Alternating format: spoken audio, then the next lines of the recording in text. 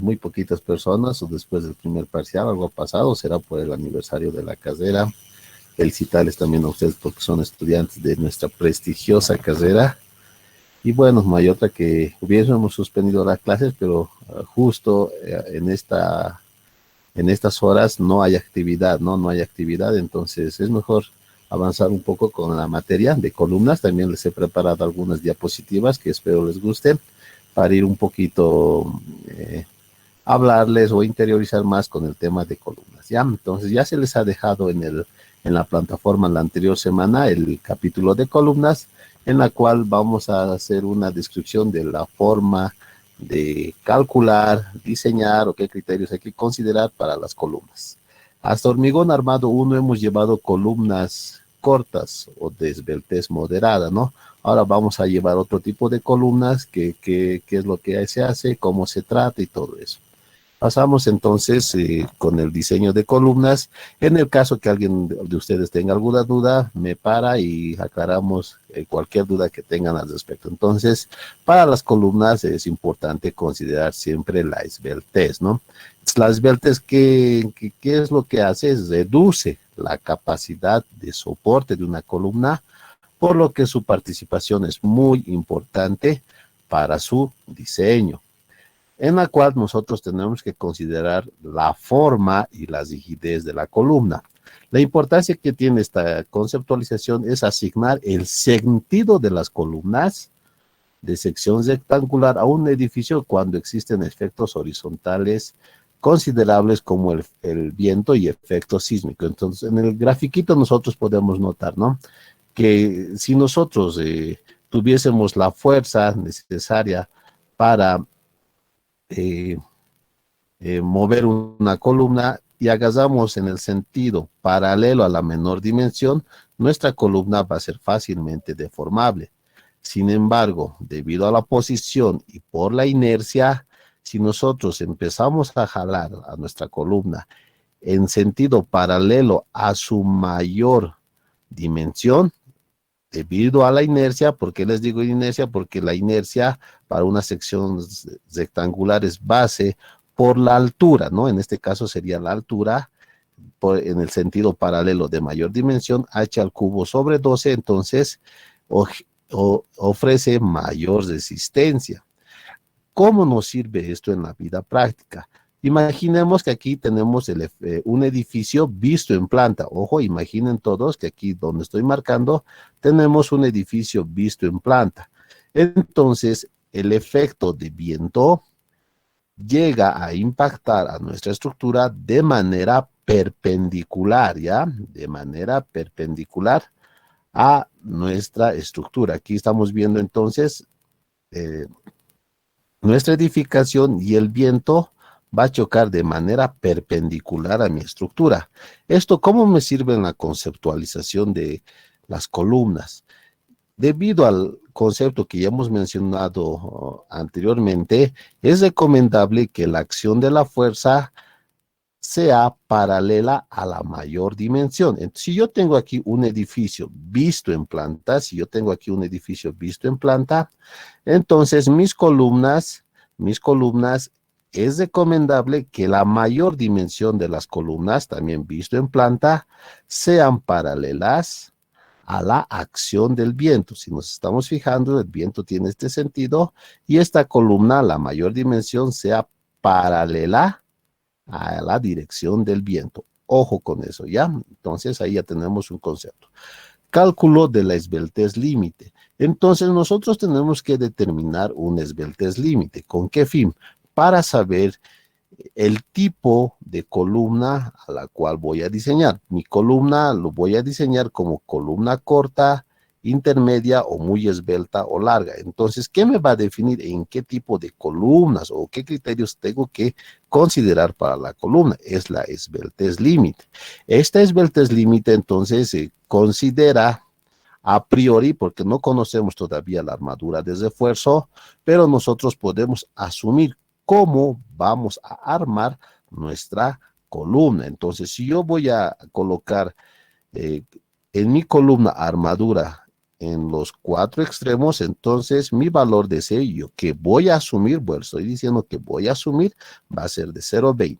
Si voy a colocar las armaduras en el sentido paralelo, o van a estar armadas en el sentido paralelo a la mayor dimensión, entonces el valor de C que voy a asumir va a ser 0,16. Y en el lado más corto, 0,24. Vuelvo a recordar que esto yo asumo a priori antes del diseño, ¿ya? Y luego determino el esfuerzo axial reducido de cálculo, la misma ecuación que lo hemos visto en hormigón armado 1. Posterior a eso, yo determino la excentricidad de primer orden en el extremo del soporte con mayor momento, en la cual vamos a considerar como positivo. Luego determino la otra excentricidad, pero con el menor momento. Lo vamos a aclarar con un ejemplito y está muy detallado ahí, entonces más adelante vamos a ver dónde es el máximo y el menor momento. Posterior a eso, calculamos la altura, que obviamente se considera el canto de la sección en el plano de flexión considerado. Conociendo ya todos estos datos, yo ya voy a poder determinar mi esbeltez límite. Luego, debo considerar también la longitud. ¿Con qué fin? Para determinarla o relacionarla con la esbeltez mecánica o geométrica. Entonces, antes yo necesito saber qué es la luz libre. Tomando en cuenta entonces en una edificación que la altura de el pilar se considera como la altura de piso al cual pertenece, definimos la luz libre L sub 0 de la columna como: si tenemos dos niveles consecutivos, la luz libre va a ser la distancia de piso a piso entre dos niveles consecutivos. Otro, para el primer nivel, la distancia, bueno, la luz libre va a ser la distancia desde la unión de la fundación hasta la parte superior del primer piso. Ahí tenemos la luz libre. Para la longitud de pandeo, esta está en función de la luz libre, ¿no? Pero tiene que ser afectado por un coeficiente.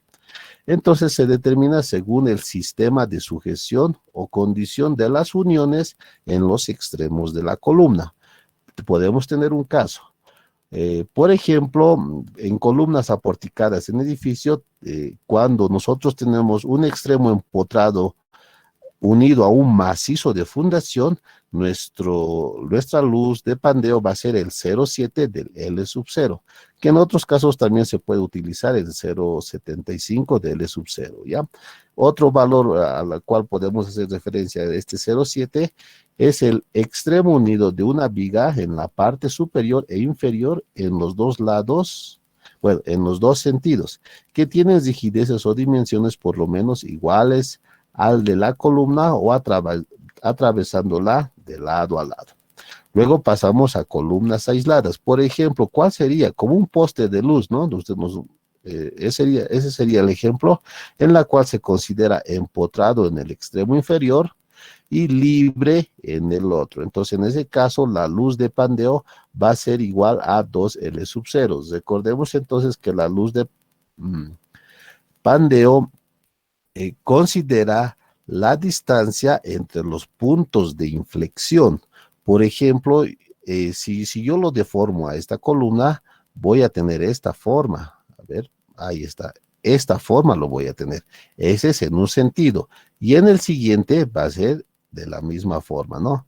¿Qué va a pasar a partir de estos puntos? Va a cambiar la tendencia. Posiblemente, si continuase, cambia, ¿no? De esa manera. Entonces, ya ha cambiado en el sentido y la distancia de la luz de pandeo se considera a 2 veces L. Entonces, si yo tengo una distancia de aquí a aquí de L sub 0, pero tengo que considerar la distancia entre puntos de inflexión, aquí se va a aumentar el otro L sub 0. Por eso la luz de pandeo es L sub 0 más L sub 0, 2L sub 0.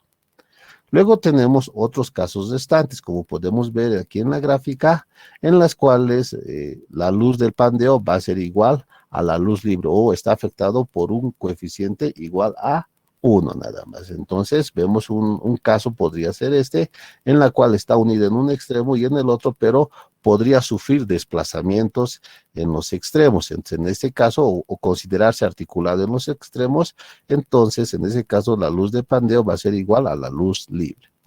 Para el caso de columnas aisladas, entonces tenemos articulado en los dos extremos, empotrado en los otros dos extremos. Ahí también seguimos considerando L sub P igual a L sub 0. Luego, ¿cuándo vamos a considerar? Bueno, en el caso que tengamos empotrado en un extremo y articulado en el otro, la luz de pandeo va a ser igual a L sub 0 sobre raíz de 2, ¿ya? Sobre raíz de 2. Quisiera que alguien, por favor, calcule la raíz de 2 y lo saque la inversa, o sea, 1 sobre raíz de 2, ¿ya? Más mientras tanto. Luego, cuando tenemos los dos extremos empotrados, la luz de pandeo va a ser 0,5 de L sub 0. En ese caso, es difícil verlo en la realidad, ¿no? Que dos extremos estemos empotrados. No sé si alguien ha sacado la raíz de 2 en inversa. Aquí, por ejemplo, L sub P es igual a 0,71. 0,71. Muchas gracias. Entonces, ese 0,7, ¿dónde se aproxima? Fíjate, empotrado en un extremo y articulado en el otro. Se parece mucho a este criterio 0,71, que en el cual te dice extremo empotrado en un macizo de fundación o extremo unido a una viga en la parte superior y inferior en los dos sentidos. Entonces, más o menos tiene la misma relación ya del 0,7 desde 1 sobre raíz de 2 con el LP igual a 0,7. O sea, en ambos criterios, más o menos los valores y el comportamiento es parecido. Luego, con esto, ¿qué hacemos? Una vez obtenido la luz de pandeo, yo voy a calcular la esbeltez mecánica, que se define como una relación de la luz del pandeo y el radio mínimo, o el radio de giro mínimo, donde se produce el pandeo. Entonces, por relación, ya sabemos esto de resistencia de materiales, la esbeltez mecánica va a ser la luz del pandeo entre la distancia del radio mínimo. Entonces, en el sentido del pandeo, ¿y cómo es el radio de giro? Se define como la raíz de la inercia mínima sobre el área. Entonces, reemplazando las relaciones para una sección rectangular, voy a tener que la inercia mínima va a ser igual a la menor dimensión sobre 2 por raíz de 3. Y para una sección circular, yo voy a tener el diámetro sobre 4. Luego, podemos determinar también la esbeltez geométrica, que se define como la relación entre la luz del pandeo y la menor dimensión de la pieza en el sentido del pandeo. ¿Podemos relacionar ambas esbelteces? Sí, se puede relacionar ambas esbelteces. Entonces, sacando una relación de ambas, ¿cómo relacionamos? Lo único que tenemos que hacer es igualar las luces de pandeo. De aquí despejo la luz del pandeo y también de mi anterior relación despejo la misma luz del pandeo y ya tengo una relación de las esbelteces, ¿no? Que va a ser multiplicado o directamente proporcional a las dimensiones, o una de la menor dimensión y la otra va a ser a la dimensión del radio mínimo. Luego, obtenido ya las esbelteces mecánicas, o también puede ser la geométrica, y ya conozco la esbeltez límite, yo ya paso a determinar las excentricidades. Entonces, en hormigón armado 1, yo ya he determinado una excentricidad mínima que tiene que ser menor o igual a la altura sobre 20 o 2 centímetros. También tengo una excentricidad solicitada que relaciona el momento flector sobre el esfuerzo normal, puede ser a atracción o a compresión en el elemento.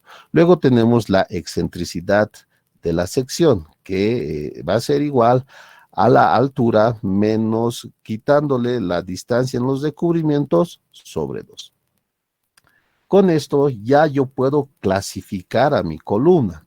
Entonces, ¿cómo la voy a clasificar? Yo voy a decir que la columna es corta cuando la esbeltez mecánica va a ser menor a la esbeltez límite.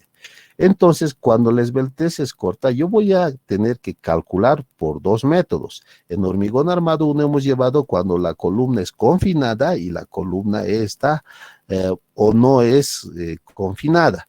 Entonces, en este caso voy a utilizar este método. Pero ¿cómo sé cuál? Entonces, ¿qué me va a diferenciar?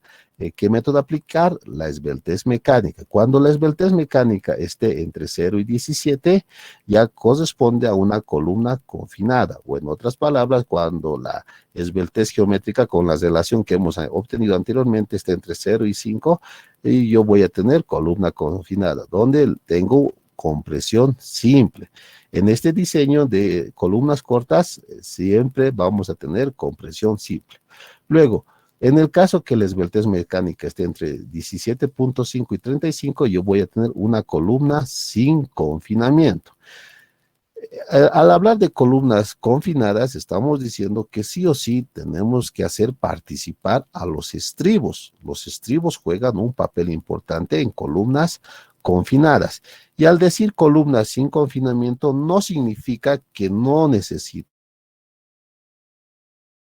estribos, sino un estribo de mínimo, ya un estribo mínimo para que nuestra columna cumpla con el requisito o no sufra deformaciones laterales por el hormigón. Entonces, en este caso, la esbeltez mecánica está en 17.35 o la esbeltez geométrica entre 5 y 10. Ya la excentricidad de 0, entonces yo voy a tener compresión simple. Luego, si mi esbeltez mecánica es mayor a mi esbeltez límite, pero es menor a 100, en ese caso yo voy a tener una columna intermedia o columna con esbeltez mediana. En ese caso, entonces, mi esbeltez mecánica va a estar entre 35 y 100 o la geométrica entre 10 y 29. Para este caso, yo ya voy a tener tres métodos de cálculo. Uno va a ser esbeltez moderada, otro el método práctico o pivote C, que lo hemos llevado en hormigón armado 1, y luego el método aproximado de la EH a flexión recta. Uno de estos tres. ¿Cómo decidimos cuál método utilizar? Entonces, para eso nosotros tenemos que considerar la excentricidad, que lo hemos calculado en el punto anterior, excentricidad mínima solicitada y excentricidad de la sección. Entonces, en ese caso, cuando mi excentricidad solicitada, que sería E, sea mayor a 0 y menor a la excentricidad mínima, yo voy a tener compresión simple. En ese caso, yo puedo diseñarlo con esbeltez moderada. Cuando la excentricidad solicitada, o sea, el momento sobre el esfuerzo normal de compresión, sea mayor a la excentricidad mínima y a la excentricidad en la sección, yo voy a tener compresión compuesta. Entonces ahí voy a diseñar con el método del pivote C. Y cuando la excentricidad o la relación de mi momento sobre el esfuerzo normal de compresión sea mayor a la excentricidad de la sección, yo voy a diseñar como flexión compuesta y aplico el método aproximado de la EH por flexión Z. Por último, tenemos cuando la esbeltez mecánica es mayor a la esbeltez límite. En este caso, la esbeltez mecánica va a estar comprendida entre 100 y 200, o la geométrica entre 29 y 58. En este caso, solamente hay un método que se puede utilizar donde la excentricidad solicitada va a ser mayor a la excentricidad de la sección. Tenemos flexión compuesta igual que en el anterior método, pero el método que voy a utilizar es el método del estado límite último de inestabilidad. Por ese método lo tengo que diseñar. Y aquellas columnas en las cuales la esbeltez mecánica sea mayor a 200 o la geométrica mayor a 58 son columnas que están fuera de norma.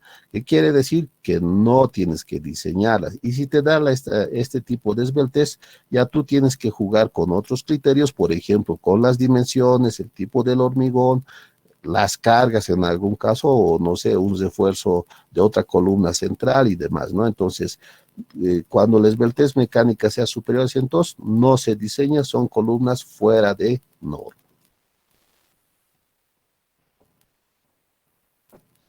Después tenemos las armaduras mínimas por cuantías mecánicas, que son las mismas que hemos llevado en hormigón armado 1 para aceros de dureza natural. Entonces va a ser igual al 0.05 del esfuerzo normal de compresión sobre el FYD, o también, ¿qué quiere decir? ¿No? El que nos han enseñado que la armadura de acero tiene que ser el 10% nada más del esfuerzo de compresión que está siendo sometido nuestra columna, ¿no?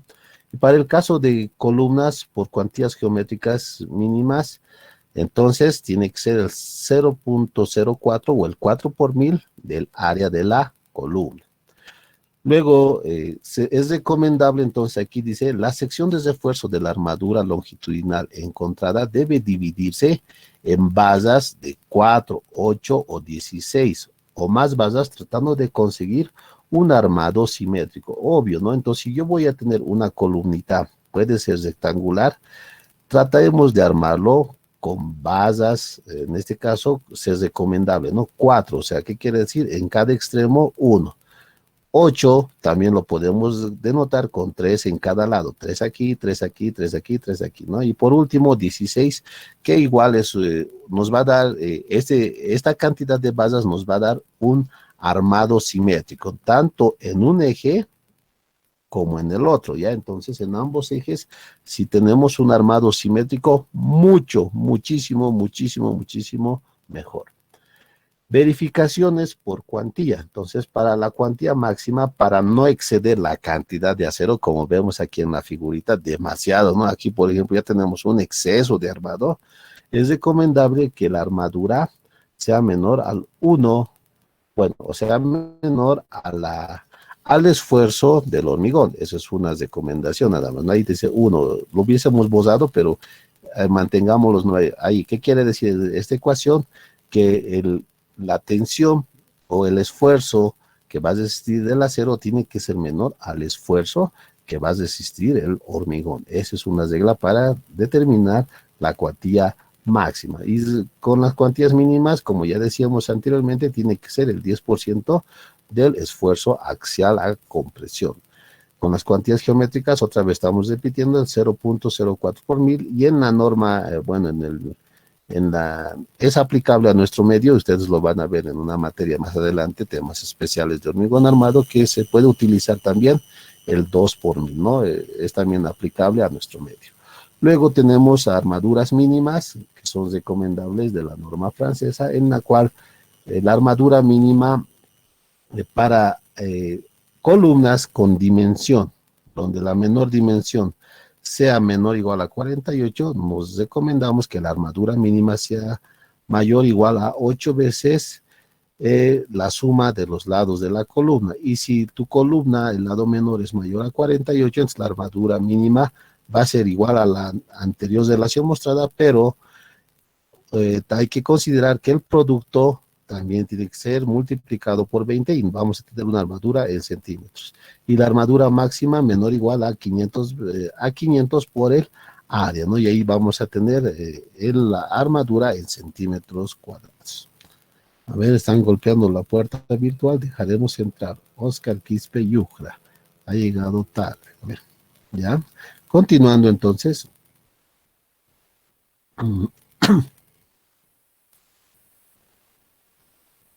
Para la armadura longitudinal.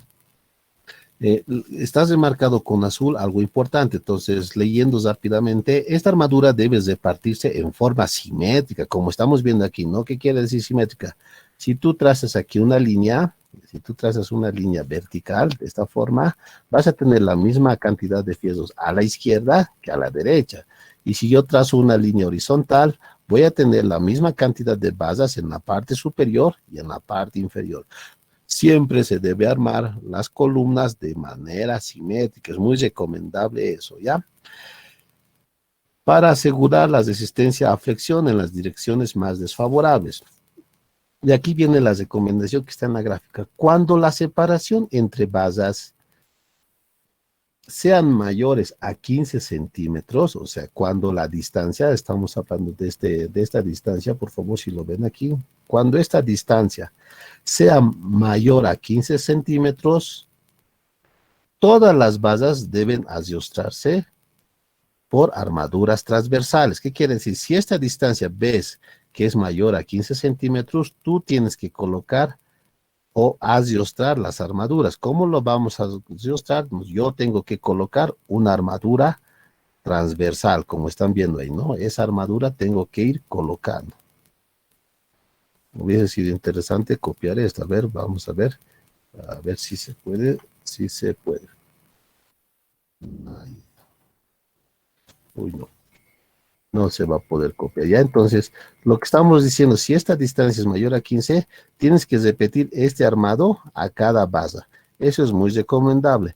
Y caso contrario, cuando la separación sea menor a 15 centímetros, como están viendo en el dibujito, cuando la separación sea menor a 15 centímetros, entonces se adiostra una cada dos bases. ¿Qué quiere decir? Como en el ejemplito que están viendo aquí, tienes que adiostrar una sí, una no. ¿Qué te está diciendo? Entonces, aquí está adiostrado, muy bien.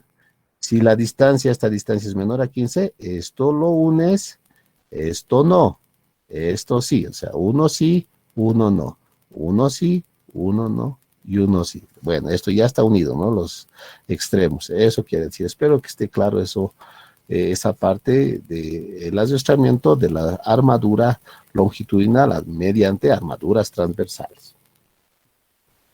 Luego, la armadura transversal o estribos se dispone en cinturones continuos, rodeando todas las bases de las armaduras longitudinales, asegurando la permanencia frente a eventuales movimientos. En elementos con requerimiento o explosiones o movimientos bruscos horizontales, se recomienda una armadura transversal o suncho espiral. ¿Cómo definimos el diámetro de esta armadura transversal?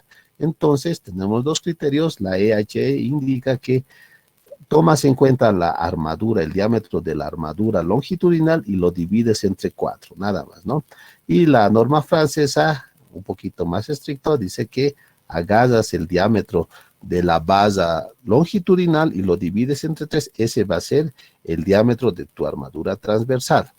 Hay un problemita aquí. ¿Qué pasaría si mi diámetro fuese 12 milímetros? Imagínense, 12 milímetros es el diámetro o la base de media que lo dice, ¿no? Nuestros maestritos, la base de media. Entonces, 12 milímetros tiene esta base de diámetro, lo dividimos entre 4, según la EH. El diámetro de la base, pues de la base transversal de esta que están mostrando aquí, puede ser de 3 milímetros, pero no hay de 3 milímetros. La mínima que tenemos que utilizar es la base de 6 milímetros. Ojo, el mínimo diámetro de la armadura transversal tiene que ser de 6 milímetros. Y lo mismo pasa con la regla Bayes. Si yo tengo bases de 12 milímetros y lo divido entre 3, me va a dar 4 milímetros, pero yo tengo que colocar como mínimo el diámetro de la armadura de transversal, 6 milímetros, ¿no? Y ahí están las recomendaciones. En otra forma, no quieres emplear esta, también te están recomendando esta tablita que más o menos sugiere lo mismo, ¿no? Entonces, aquí podemos ver para diámetros longitudinales de las columnas, para 20 milímetros se recomienda 6. Si es mayor a 25, 8, ¿no? Si es 32, 10. Y de 40, que casi no puede darse, pero es de 12. La recomendación que quería hacerles es que en nuestro medio, por lo general, llegan bases de 20 milímetros. Por lo general, en nuestro medio, aquí en nuestro departamento, los diámetros que llegan o que fácilmente se puede encontrar son de 20 milímetros, ¿no? Y un comentario nada más, ahorita que me estoy acordando, hice cotizaciones de bases por acero y actualmente no están vendiendo bases por toneladas. Yo sé estar comprando bases por toneladas y actualmente no quieren vender los proveedores por bases por toneladas. Están vendiendo por bases. O sea, el precio que te dan ya son por bases, ya no quieren dar por tonelada. Todo esto se debe a la situación política que actualmente estamos pasando. Como estamos en elecciones, piensan que va a haber un momento en el cual ya no va a haber movimiento de las construcciones y demás, y no quieren vender o ofrecer actualmente las bases por toneladas. Les aviso eso para que consideren algunas cosas aquellas personas que se están dedicando hoy en día a construir. Bueno, ¿Qué pasa con la separación en las basas transversales? La separación entre las basas transversales tiene que ser menor o igual a 15 veces el diámetro longitudinal de la base que tiene menor diámetro, o si no, 30 centímetros o la menor dimensión más 10, ¿ya? Entonces, eso más. Luego, en el armado de columnas debe evitarse la continuidad de armaduras en los cambios de dirección de manera interna. ¿Qué quiere decir? Si nosotros nos estamos dando cuenta, aquí a ver, me daré una flechita en vez de mouse. Un momentito, por favor. Aquí. Pero solamente es para que me entiendan. Ahí está. ¿Qué quiere decir continuidad? Entonces yo estoy viniendo con mi armadura transversal, llego a esta esquina y lo giro. No, eso está mal, ¿ya? Girar la base está mal. Ese armado no se hace. Si lo ves, lo tienen que volver a desatar, ¿ya? Entonces, ¿cuál es el armado correcto? Siempre colocar con estribos cesados. O sea, vienes aquí, ya no doblas a la izquierda, sino que tienes que continuar subiendo, tienes que subir, llegar, cesarlo y volverlo, ¿no? Y para el otro lado también, vienes, no tienes que bajar, sino tiene que ir de manera continua, en sí formar cuadrados nada más, ¿ya? Formar cuadrados. Entonces, esa es la recomendación. Y respecto al dibujito o al esquemita que ven, siempre los ganchos tienen que girar o cesarse. Estos ganchos tienen que ser cesados en columnas, tienen que ser cesados. ¿Eso por qué? Para evitar, nosotros sabemos que hace rato hemos hablado que nuestras columnas tienen que estar confinadas o bien aseguradas con la armadura transversal. Si lo dejan abierto, es una práctica de los maestritos que lo hacen, por lo general lo dejan abierto, tienes que observar o rechazar siempre las recomendaciones que los ganchos sean cesados, siempre cesados, y no lo dejen doblado a 90 grados, como ustedes lo han debido ver en algunos casos. Son errores que se producen y cuidado, ¿no ve? Aquí ya no está siendo confinado nuestro elemento y puede producirse expansión lateral en nuestra columnita. Ojo con eso. En una columna debe garantizarse la calidad de los encofrados, además de realizar el control de verticalidad del soporte, que no será superior a 1 centímetro o la luz libre sobre 500. Caso contrario, se debe reconstruir el elemento. Entonces, aquí también les estamos dejando unas disposiciones constructivas que es lo mismo que se ha llevado en hormigón armado 1. Por ejemplo, en secciones rectangulares o cuadradas, ¿cuánto es el mínimo de basas? Es 4, ¿no? En secciones circulares, el mínimo de basas tiene que ser 6, ¿no? El diámetro de las basas mínimo 12 y todo eso ya se lo ha llevado en hormigón armado. Entonces vamos avanzando poco a poquito y rápidamente. Si no tienen alguna duda del predimensionamiento o de los ejercicios de cómo se realiza el diseño en las secciones de hormigón. Predimensionamiento, como hemos dicho, la dimensión mínima de la columna tiene que ser de 25 por 25 si es sección rectangular o cuadrada, y de 25 si es sección circular en el diámetro, estamos hablando. Pero en nuestro medio, con la CBH 87, se sigue considerando 20 centímetros, ¿ya?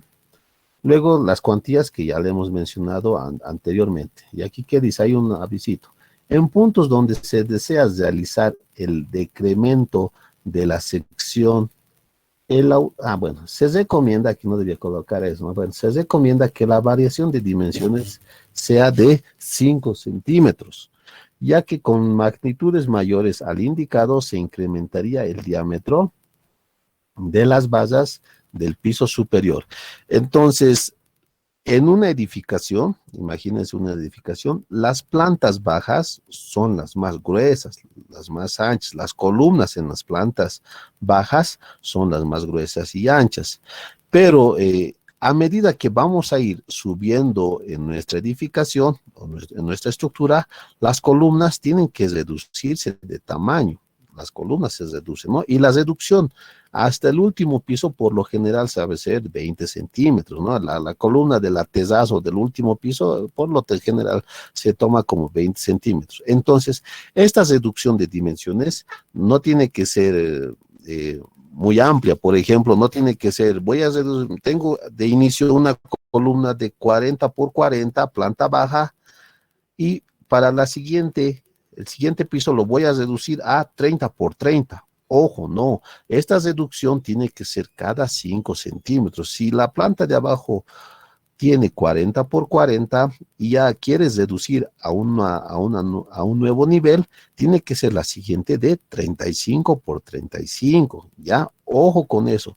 ¿Por qué? ¿Qué pasaría si yo los reduzco bruscamente de 10 centímetros? O sea, paso de 40 por 40 en el siguiente nivel que sea de eh, mi columna de 30 por 30. Lo que va a pasar es que si yo empiezo a calcular con mayor a 5 centímetros, aquí vas a tener tú una base, imagínate, una base. Bueno, imagínense, ahí están mis dos bases armadas o tres bases. Si este cambio brusco es mayor a 5 centímetros, o sea, si esto era 40 y ahora aquí voy a tener una columna de 30 por 30, vas a generar que arriba tengas armaduras más gruesas. Te va a salir que tienes que colocar armaduras más gruesas, más o menos así como lo estamos exagerando en la figura. Y esto no puede darse, o sea, no puedes colocar o tener un armado en las columnas inferiores con menor diámetro que las armaduras superiores. Entonces, para más o menos mantener la misma armadura, se recomienda que tu reducción sea de 5 centímetros. Ojo, si abajo ha sido 40 y arriba sea 35 por 35, entonces vas a tener un armado en la cual posiblemente vas a tener que utilizar el mismo diámetro de las armaduras en la parte inferior. Ojo con eso, ¿ya? Entonces, por eso es la recomendación de 5 por 5. Si tú le hubieses subido más este cambio brusco, obviamente te va a dar armaduras más gruesas y que no es recomendable de ninguna forma que tengas en el nivel superior de tu columna armaduras más anchas que en el nivel inferior. Para nada, ¿no? Tiene que ser mejor al revés. La armadura en los niveles superiores de las columnas tienen que reducirse y no volverse más gruesas. Ojo con eso. Columnas cortas. Vámonos entonces al primer caso de columnas cortas. Esto ya lo hemos visto en hormigón armado 1, entonces serán consideradas columnas cortas cuando la esbeltez mecánica va a ser igual a la menor a la esbeltez límite. Y en secciones rectangulares tenemos la relación, ¿no? Entre 0 y 35, y si es geométrica en 0 y 10. Y para circulares, entre 0 y 35. Entonces, cuando la esbeltez mecánica es menor a 35, no es preciso realizar la comprobación en estado límite de inestabilidad. Y luego, estas columnas se pueden diseñar como columnas sin o con confinamiento. Entonces, si es menor a 5, según Jiménez Montoya, que la columna sea diseñada como confinada. Y si es mayor a 10, la columna que sea como columna sin confinamiento o sin sunchado. Este tipo de columnas atraen mayores fuerzas horizontales, mucho más que las largas, las cuales se presentan en los siguientes casos. ¿Cuándo vamos a tener este tipo de columnas cortas? En terrenos inclinados, donde la columna están unidas a las fundaciones, en edificios que llevan mezanines y comparten un piso entre dos regulares, en columnas de plantas bajas, las cuales restringen el movimiento con ayuda de las paredes compuestas por bloque. Entonces, ¿cómo infiere esto? Por ejemplo, yo aquí, ¿por qué voy a tener una columna corta? Si no existiesen aquí estas vigas, yo tendría una columna, bueno, depende las dimensiones para calcular su esbeltez, pero sería intermedia o larga. Ahí está, intermedia y larga. Pero como yo tengo una viga, o puede ser un mezanín aquí, en el intermedio, entonces mi longitud se reduce. Entonces, esa reducción hace que se vuelva columna corta. Lo mismo va a pasar en el caso de que yo tenga un pared de bloques a una altura parcial, ¿no? A una altura parcial.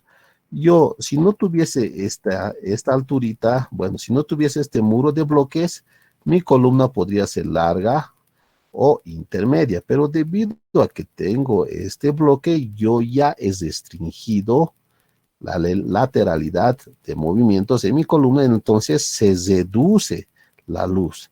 Al reducirse la luz ya se vuelve una columna corta. Ojo con eso. Y en el ejemplo de las pendientes, ya está, y es obvio decir, ¿no? Que esta va a ser columna corta y a medida que la pendiente esté en contacto con la fundación, yo voy a tener una columna intermedia o una columna larga. En nuestra ciudad se da mucho, ¿no? Este caso de columnas cortas y largas en nuestro medio. Luego en el tema de zapatas vamos a indicar qué relación debería tener la pendiente y la ubicación de las zapatas con respecto a una determinada columna en pendiente. Ya eso lo vamos a ver en zapatas.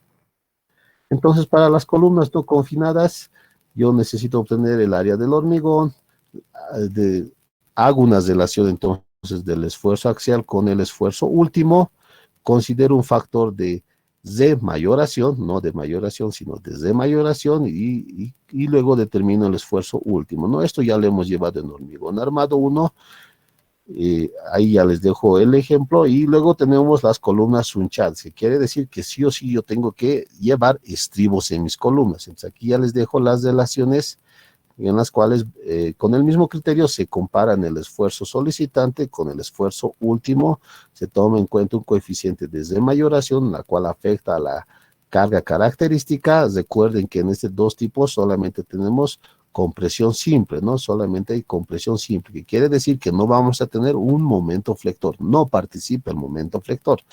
Reemplazando entonces vamos a tener eso. Estos dos ejemplos son de hormigón armado 1. Vámonos a lo que nos interesa. Columnas con esbeltez moderada, donde la esbeltez mecánica está comprendida entre la límite y menor a 100. En este caso yo tengo que considerar el coeficiente de esbeltez, donde para secciones rectangulares va a ser igual a la raíz de 12 de la longitud de pandeo sobre la menor dimensión A, y para secciones circulares 4 veces por la luz del pandeo sobre el diámetro. Entonces, por ejemplo, aquí, ¿por qué estamos manchando con negrito las basas de acero? En este caso se indican que estas basas son las que se oponen al pandeo, son las que mayormente trabajan, ¿ya? Las basas pintadas con negrito son las que trabajan eh, a, al pandeo. Entonces, ellas son las más importantes y las que van a resistir que nuestra columna pueda pandear. Entonces, para eso yo voy a determinar la esbeltez mecánica, y si este valor es menor a 50, yo determino un coeficiente alfa. Y si mi esbeltez mecánica está entre 50 y 100, cambia mi expresión de mi alfa. Ojo aquí. Luego tengo que determinar la sección reducida, que quiere decir que voy a mi sección, si yo tengo una sección cuadrada, lo voy a pintar. Ahí está. A esta sección yo tengo que reducirle 1 centímetro a cada lado, ¿ya? Si fuese rectangular, reduzco de aquí, vengo 1 centímetro y voy a ir reduciendo también 1 centímetro del lado izquierdo y del lado derecho. Entonces, reduzco 1 y 1, voy a tener aquí el valor de 2, de ahí viene, ¿no? Y de la misma forma en el otro sentido, reduzco 1 centímetro aquí y otro centímetro aquí, 1 más 1 sería este 2. Y con el mismo criterio ya tengo la sección reducida, que sería esta sección pintada aquí de azul. Luego, relacionando las expresiones, yo voy a tener dos casos. Si quiero determinar cuánta carga puedes resistir, entonces sería esta expresión. Y si quieres determinar cuánto acero necesitas, entonces de esta expresión yo despejo la armadura y voy a tener esta expresión. Ya, o sea, las dos expresiones son las mismas, nomás se puede aplicar ya sea para determinar una carga última o para determinar la cantidad de acero. Y otra vez las recomendaciones, es mejor que lo armes de manera simétrica. Aquí te está diciendo, ¿no? Armado simétrico, nada más. Luego vamos al diseño de columnas flexionadas. Ahorita vamos a pasar a los ejemplos. Entonces, ¿qué quiere decir columnas flexionadas? Que ya va a participar el momento flector. Entonces, ¿cómo va a participar el momento flector? Vamos a tener algunos métodos. Por ejemplo, tenemos el método aproximado del instructivo EH a flexión recta. En este caso, la esbeltez mecánica tiene que estar comprendida entre la esbeltez límite y menor o igual a 100, que va a definir las excentricidades. Entonces, por este método, yo voy a determinar los momentos, las excentricidades de primer orden en la parte superior y en la parte inferior, como estamos indicando aquí, ¿no? Una máxima y una mínima. Luego determinamos las excentricidades de primer orden considerando siempre si nuestro soporte va a ser intranslacional o translacional. Luego determino mi excentricidad ficticia, para el cual necesito conocer un factor beta y luego el radio de giro de las armaduras, por eso es de I sub S. Posterior a eso, yo considero, según mi disposición del armado, me ofrecen algunas tablitas para determinar el beta y el I sub S. Luego determino el radio de giro, pero ya no de las armaduras, sino del hormigón, donde tenemos, por ejemplo, para una sección rectangular, la menor dimensión sobre 2 raíz de 3, y para una sección circular, el diámetro sobre 4. La excentricidad luego se determina una excentricidad ficticia, reemplazando todos los valores encontrados de los anteriores puntos, ahí está, y luego tengo que encontrar una excentricidad total que va a ser igual a la excentricidad ficticia E sub A por la excentricidad E sub E que ya le hemos determinado en los anteriores puntos. Por aquí está, E sub E, listo. Entonces, yo sé que en algunos casos tal vez parece un poquito largo y tedioso, pero lo único que tenemos que hacer, las expresiones que ahorita les estoy mostrando ya están ordenadas. O sea, aquí ya les he dejado a manera de receta los pasos que hay que seguir. Cómo se calcula E sub 2, cómo se calcula E sub 1, cómo se calcula. Ustedes sigan esta secuencia o este orden de pasos y van a poder hacer el diseño. Entonces, si no tienen dudas hasta el momento, pasamos con el ejemplo de aplicación de columnas, ¿ya? Entonces, veremos el chat si no hay preguntas antes de pasar.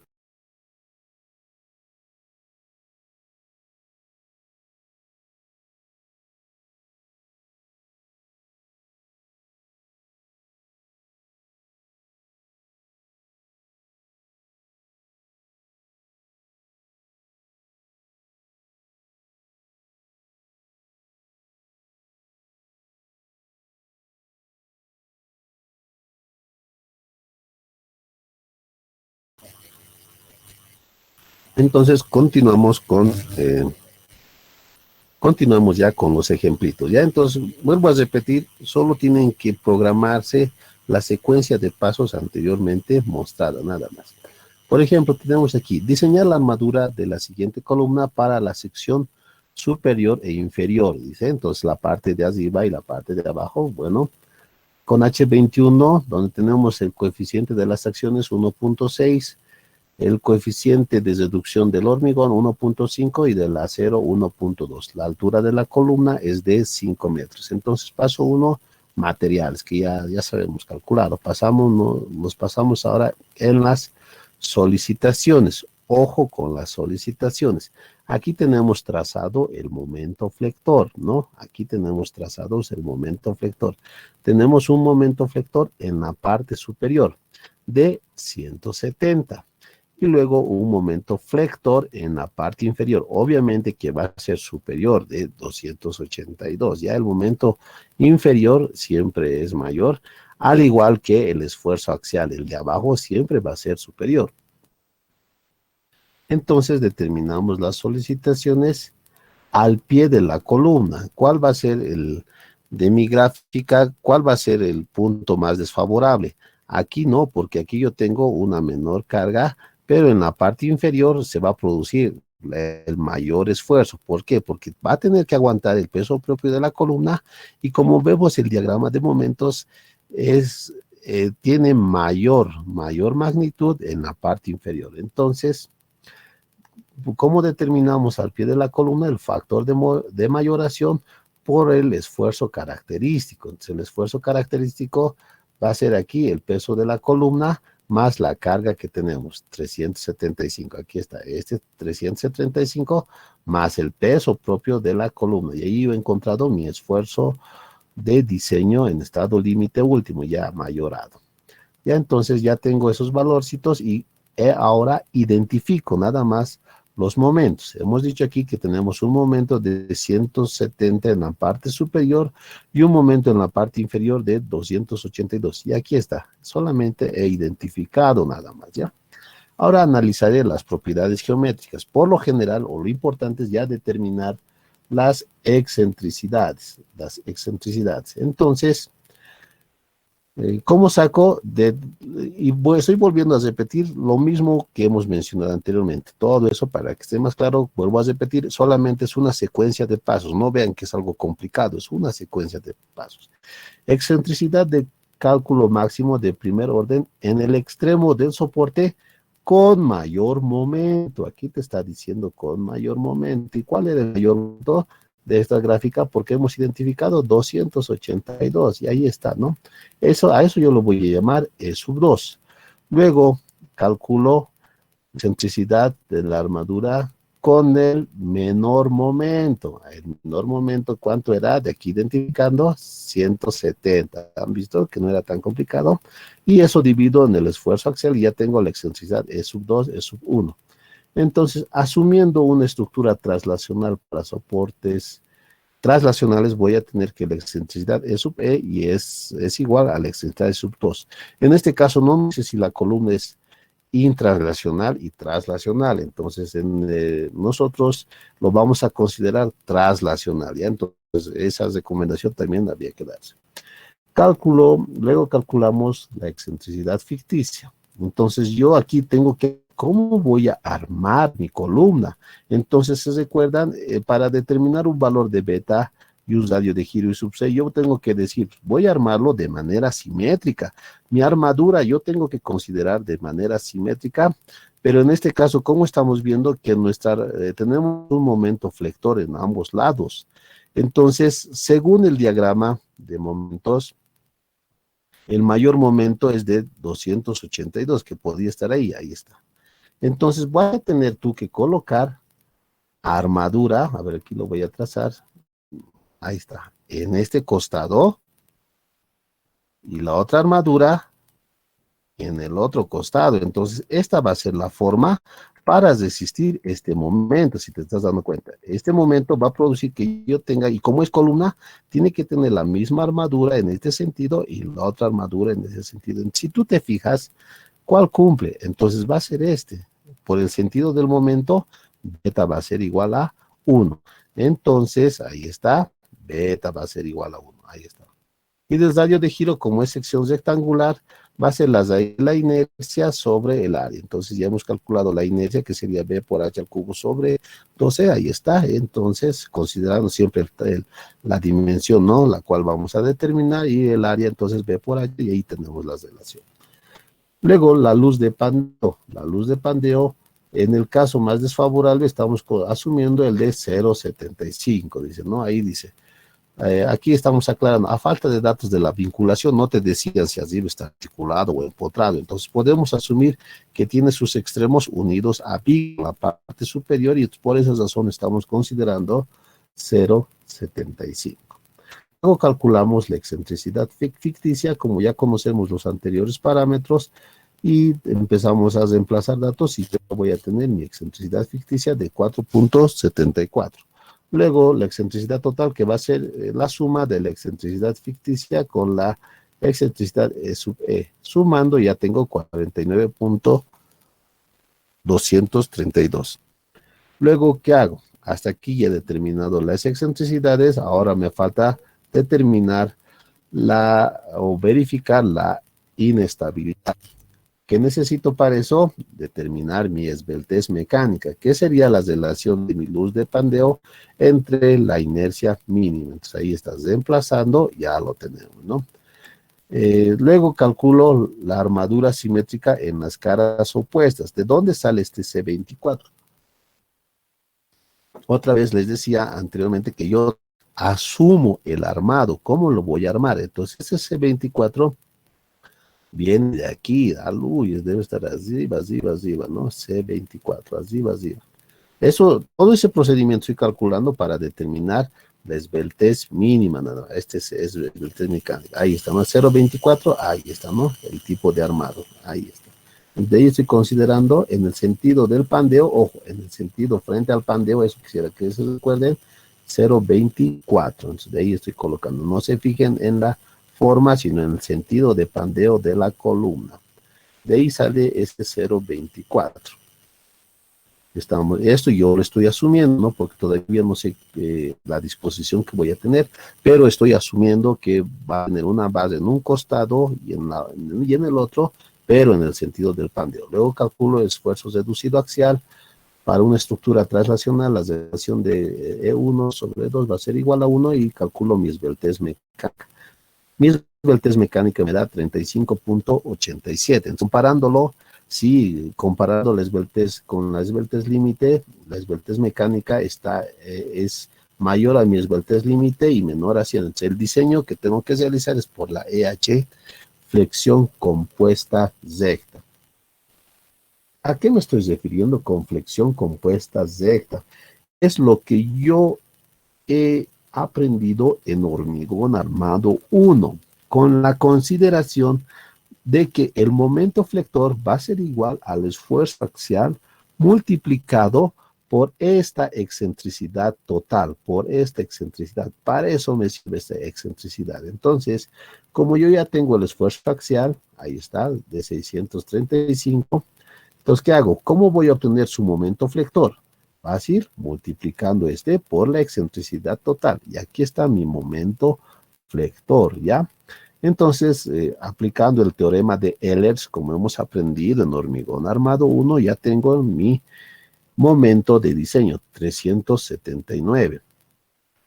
Entonces, aquí está otra vez mi esquemita, ya lo tengo aquí, mi esquemita ya está aquí.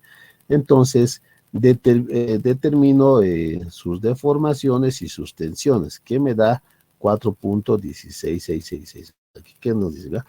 Eh, Ustedes saben que el diseño de columnas, otra vez estamos repitiendo, tiene que ser simétrico. ¿Qué quiere decir simétrico? La misma base aquí, debido al momento flector y por el esfuerzo de compresión, tiene que ser igualito aquí abajo, ¿ya? Aquí, ojo, considerando el esfuerzo, vuelvo a repetir, considerando el esfuerzo deflector, aquí está, porque voy a diseñar la flexión. Esta base de aquí tiene que ser la misma de abajo. ¿Y con qué método yo en hormigón armado determinaba la misma cantidad de bases arriba y abajo? Era diseñando con armaduras simétricas, ¿se recuerdan? Esa es la aplicación que yo lo voy a dar en columnas, ¿ya? En columnas yo diseño aflicción con armadura simétrica. Entonces, una ventaja diseñar armadura simétrica es considerar el bloque de compresión del hormigón rectangular. Ojo, no el parabólico rectangular, sino el rectangular. Y se recuerda, para determinar la armadura simétrica, yo tenía que determinar la profundidad del eje neutro. ¿A través de qué? De un factor alfa, ¿no ve? Entonces yo tenía que ir tanteándome, bueno, así les ha debido explicar en hormigón armado 1, yo tenía que darme valores iterativos de alfa hasta equilibrar la armadura de un extremo con el otro. Y ahí cuando iteraba distintos alfas y había equilibrio de las armaduras, ese era mi alfa correcto. En este caso, cuando tú asumes un hormigón con comportamiento de diagramas rectangular, se simplifica, ya se simplifica este cálculo, en la cual alfa ya se puede despejar. Y la ecuación de alfa despejada es esta, presento aquí, ya está despejado esta ecuación, ¿ya? Entonces, como ya está despejado, reemplazo los valores y en esfuerzos de compresión el n se coloca negativo, que quiere decir está comprimiendo. Y este va a ir simplificándose con este signo negativo que tenemos aquí, que ha sido ya despejado. Entonces ahí yo voy a tener el valor de alfa que me sale 0.3521. Ahí está. Entonces ahí ya tengo 0,3521. Reemplazando en las mismas ecuaciones de flexión que hemos llevado en hormigón armado 1, ya tengo el momento de compresión, lo que va a existir el momento de compresión. Y como yo ya sé que va a ser armadura simétrica, tengo que calcular la armadura en la parte superior e inferior. Entonces, ahí ya lo tenemos, la armadura en la parte de compresión. El momento voy a tener de 253.821. Entonces, calculo la armadura de compresión a S sub 2 en la parte de compresión. Y como es armadura simétrica, tiene que ser igual a la armadura a S1. De aquí voy a tener que el valor me sale alto, ¿sí? 29.01.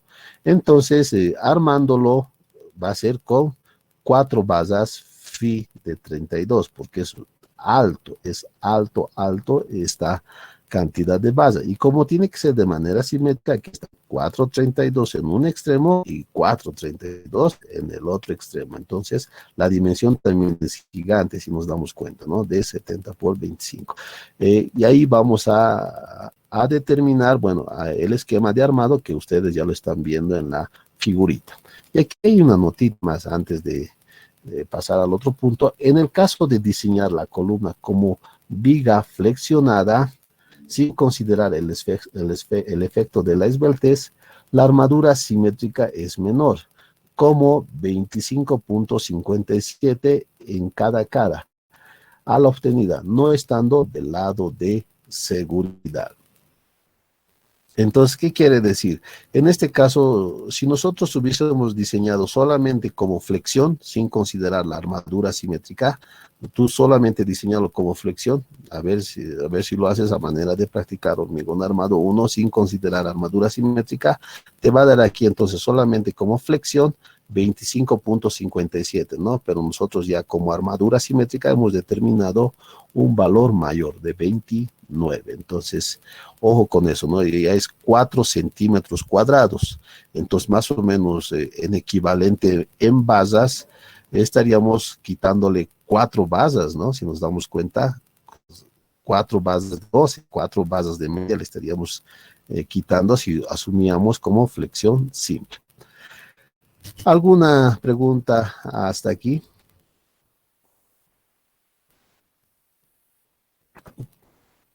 Todo está mecanizado, o bueno, el orden, tienen que seguir el orden nada más de las ecuaciones y ya van a poder realizar el diseño. Creo que lo único nuevo sería la aplicación del método de armadura simétrica a columnas. Ya, ojo, estamos aplicando el método de flexión de armaduras simétricas, pero a columnas. Ya, entonces, si no hay dudas, me fijaré el chat, tampoco hay dudas. Ya, entonces seguiremos con el método general en estado límite último de inestabilidad. En este caso, la esbeltez mecánica va a ser mayor a la esbeltez límite. Vamos a tener las excentricidades de cálculos, E sub 2, los mismos pasos. Vuelvo a repetir, ya la secuencia va a ser la misma. Voy a conocer mis momentos, mis esfuerzos axiales, determino las excentricidades, tengo que si mi columna pertenece a una estructura instranslacional o translacional.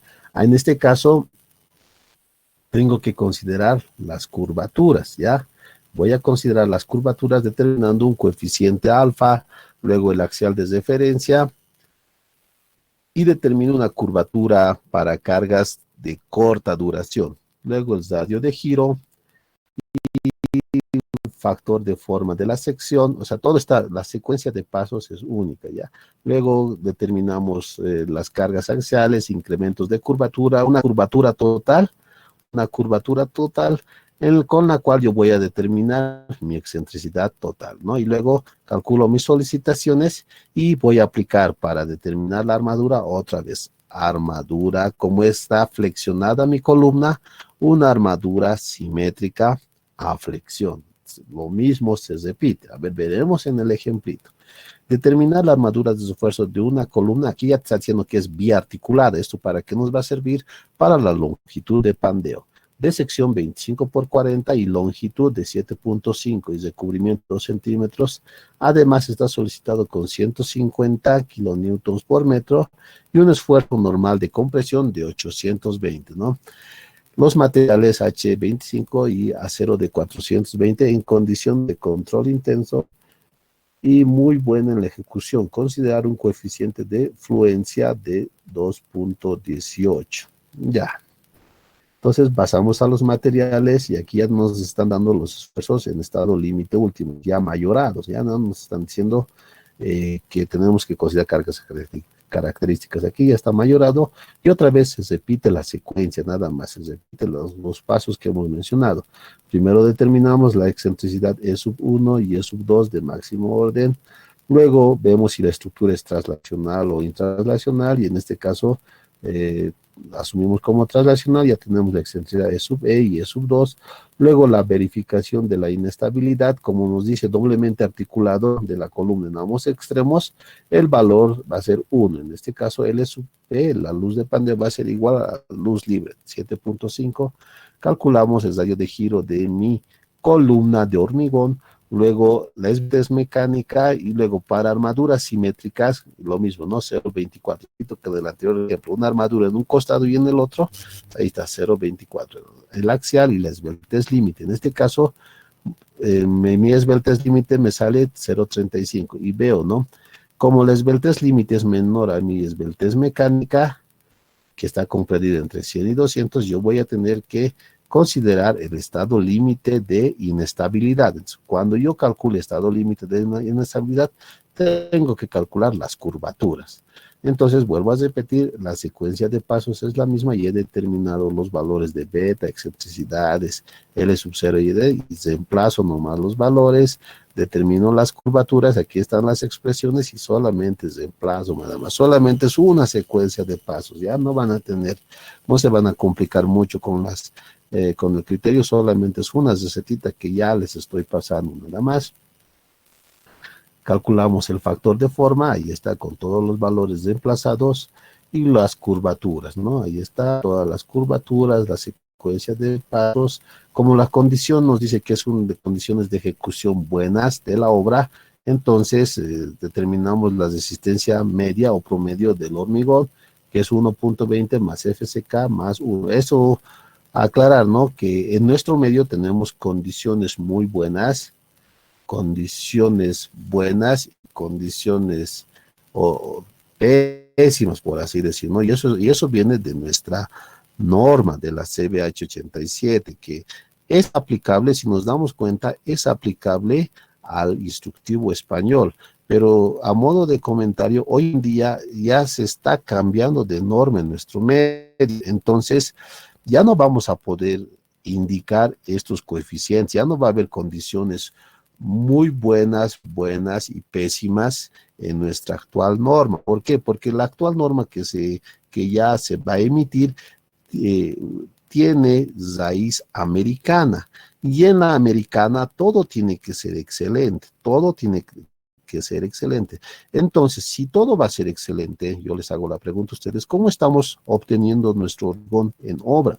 En Estados Unidos o en las normas americanas, nuestro hormigón viene ya premezclado, hormigón de alta calidad, pero en nuestro medio no lo hacemos así. Nuestros hormigones están siendo preparados en mezcladoras, dosificadas por peso, dosificadas por volúmenes, utilizando recipientes. Entonces no vamos a poder llegar a la calidad que nos va a indicar nuestra actual norma. Entonces, si alguien dice que esta norma es mejor, pero hay que ver qué tanto es mejor, es una crítica nomás que estamos dando, ¿no? ¿Qué tanto es mejor? Recuerden que yo no puedo decir que la norma americana es mala, ¿no? Estaría tremendo error, pero tampoco puedo decir que nuestra norma CBH 87 no sirve, ¿no? Nuestra norma CBH 87 se adecua todavía a las características de nuestro medio, a nuestra forma de vaciar, o sea, es muy adecuado con la norma española que considera también estos parámetros. Entonces, nuestra norma CBH 87 es adaptable al instructivo HE y es adaptable en el medio de ejecución de hormigón en nuestro departamento, aquí en La Paz y demás, ¿no? Entonces, esto cómo se controlará más adelante es una duda que hay que tomar en cuenta. ¿Cómo vamos a realizar el control de calidad de ahora en adelante en nuestras obras? ¿Será que ya vamos a empezar a pedir hormigón premezclado. A ver, vamos a ver si los dueños o los propietarios de una estructura van a indicar que sí van a poder hacer eso o no. Los maestritos querrán usar eso, sí o no. Es amplio, ¿no? El debate ya se vuelve más amplio. Luego calculamos el módulo secante, el esfuerzo axial, el incremento, las curvaturas en las cuales todas las expresiones ya están, ¿no? Todo. Este phi, por si acaso, phi de la fluencia 2.18 es dato, ¿no? Entonces, ustedes han llevado en hormigón armado 1 de tracción y fluencia, y de ahí sale este valor phi, ya cómo se calcula y todo eso, de ahí sale. Entonces, calculamos las excentricidades totales, la excentricidad que esté en función de la curvatura, y ahí está, ¿no? Entonces, vuelvo a repetir, todo este paso es una secuencia de pasos que hay que seguir, nada. Entonces, en el diseño de la armadura, el mismo criterio del anterior. Yo ya conozco el esfuerzo axial. ¿Cómo voy a obtener el momento? A este esfuerzo axial tengo que multiplicarle mi excentricidad total. Entonces, ahí multiplicando ya tengo mi momento en un extremo, y ahora determino por el teorema de Ehlers mi momento de diseño. Aquí está mi momento de diseño. Y en este caso, a diferencia del otro problema, mi esfuerzo axial está actuando en el sentido de mayor dimensión. ¿Cuál la diferencia con el otro problema? Si te das cuenta, con el otro problema tenías un diagrama de momento que tenías que respetar. Ojo, en el anterior problema tú tenías que respetar el diagrama de momento.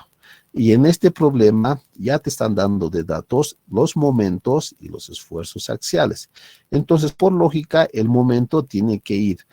¿Se recuerdan de ese dibujito que estaba jalando en el sentido de mayor dimensión? El criterio es que el momento sea o sea paralelo, como aquí están viendo, en el sentido de mayor dimensión. Esa es la diferencia con el anterior problema. En el anterior ejemplito te daba obligadamente el diagrama de momentos. Aquí no te da el diagrama de momentos. Aquí ya te da el esfuerzo normal y el momento flector. Entonces nosotros estamos asumiendo que el momento flector, lo correcto es que actúe en el sentido de mayor dimensión, ¿ya? No sé si alguien tiene dudas al respecto.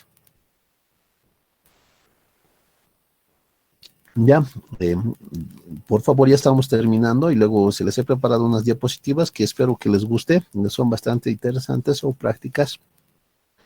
Continuando entonces, con el diseño a flexión, ya determinamos el esfuerzo de diseño o la deformación, las tensiones del acero, y luego, como les decía, hay que asumir para diseñar una columna a flexión el armado simétrico.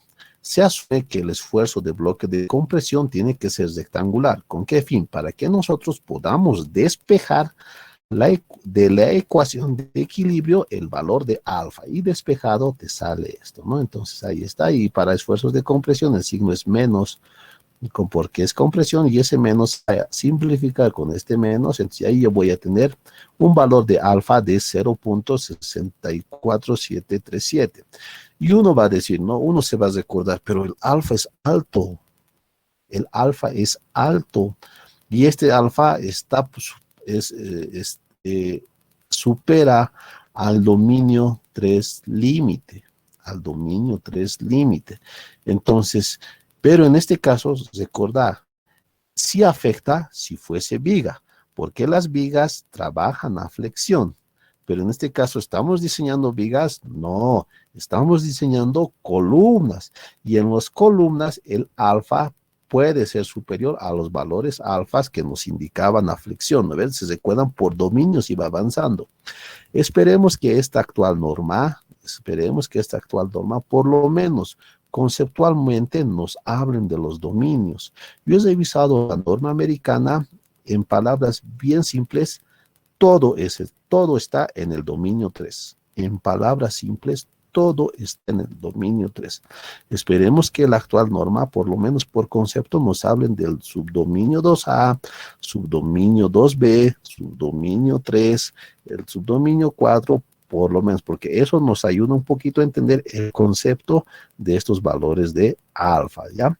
Entonces calculamos el momento límite a compresión, luego el incremento del momento en la armadura de compresión y la armadura, como hemos visto en armadura simétrica en hormigón armado 1. Entonces, esta armadura, al calcular el alfa, obvio nos va a dar la armadura AS1 igual a AS2. Entonces, por el sentido me va a dar 3 phi de 25. Ahí está.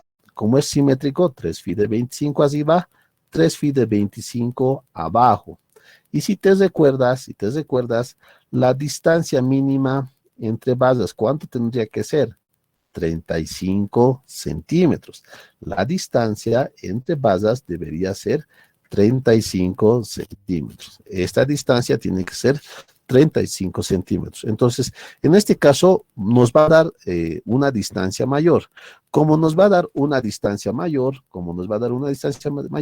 yo tengo que colocar unas bases intermedias. Para mantener la simetría, es recomendable entonces que estas bases intermedias tengan el mismo diámetro de las otras bases. Entonces, si te das cuenta, ya lo tengo aquí, un armado simétrico. Ya he logrado determinar un armado simétrico. Entonces, aquí ya te muestro el esquemita y no sé si hasta aquí tiene alguien alguna duda y pasaríamos a las diapositivas en el caso que no tuviese ninguno de ustedes ninguna duda.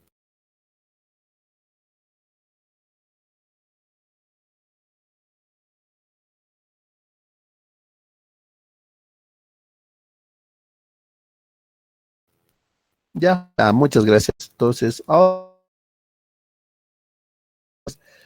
pasaremos con las diapositivas, que es un poquito más interesante. Esto es un cálculo teórico que se ha dado de las columnas, abarcando ya otros puntos y complementando al tema de hormigón armado 1 en la parte de columnas, ¿ya?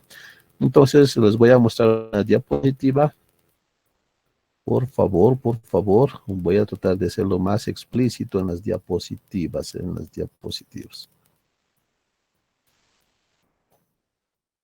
Ujú. Un momentito.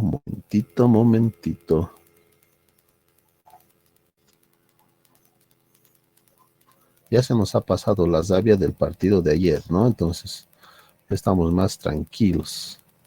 ¿O no? Ahí está. Ahorita va a aparecer. Seguro ya apareció. Entonces, a continuación les voy a mostrar algunas recomendaciones con respecto a columnas. Son algunas imágenes vistas en nuestro vídeo y en algunos otros puntos. Algunos tienen su ubicación más o menos en dónde está el tipo de obra. Yo les voy a indicar en las cuales he ido trabajando, he ido viendo y he sido residente, supervisor y todo eso. A ver, les iré mostrando.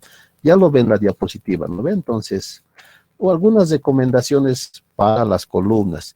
El acceso para vehículos. Entonces, nosotros sabemos que en algunos casos voy a tener una columna en un extremo y una columna en el otro. Ya, entonces, la distancia de columnas muchas veces no tiene que interferir el paso, en especial en las calles de los vehículos. Y si nos fijamos aquí en la imagen, me pondré mi apuntador un momentito, por favor. Está mi puntero. En algunos casos, yo tengo que hacer pasar un vehículo por una puerta. Y al lado de las puertas, como ustedes ven, este es un coliseo, por si acaso, es un coliseo en la cual yo era residente. Entonces hay que considerar mucho la distancia. En este caso, por situaciones arquitectónicas, se les recomienda que esta distancia sea de 3. En otras palabras, la separación entre los paramentos de la columna tienen que ser mínimo 3 metros. Si es más, mucho mejor, ¿no? Si es más, muchísimo mejor, pero como mínimo la distancia entre paramentos de una columna a otra columna tiene que ser esto. ¿Con qué fin? Para que pueda pasar por dos ventajas. En algunos eventos se necesita que el vehículo pase, y en este caso, en etapa de construcción y ejecución, nosotros necesitábamos meter material de construcción a este tinglado. Entonces, de esta forma hemos dado justo la distancia entre columnas para la puerta o para el ingreso de 3 metros, ¿no? Ahí está, si se dan cuenta, ya, pues, esta distancia hace que el vehículo pueda maniobrar, ya sea para entrar o salir. Vemos aquí otro caso también, pero en este caso, en este ejemplo, esto está ubicado eh, en el anterior, por ejemplo, la anterior colisión es en el distrito 14, es en el distrito 14 de la ciudad del Alto. Y aquí tenemos una estructura en el, se me ha ido el nombre, pero es del Príncipe de Paz, allá arribita, donde más antes se entregaban subsidios, no me acuerdo la calle, cómo se llamaba. Aquí también, para el mismo paso de vehículos, se está respetando una distancia de columnas, pero quisiera que coloquen atención en algo. Aquí tenemos un cruce de vigas, fíjense, un cruce de vigas. Y yo les decía, este cruce de vigas en, en efectos sísmicos es un punto crítico, porque puede producirse un colapso en este punto. Entonces, eh, ¿dónde va a intervenir una columna?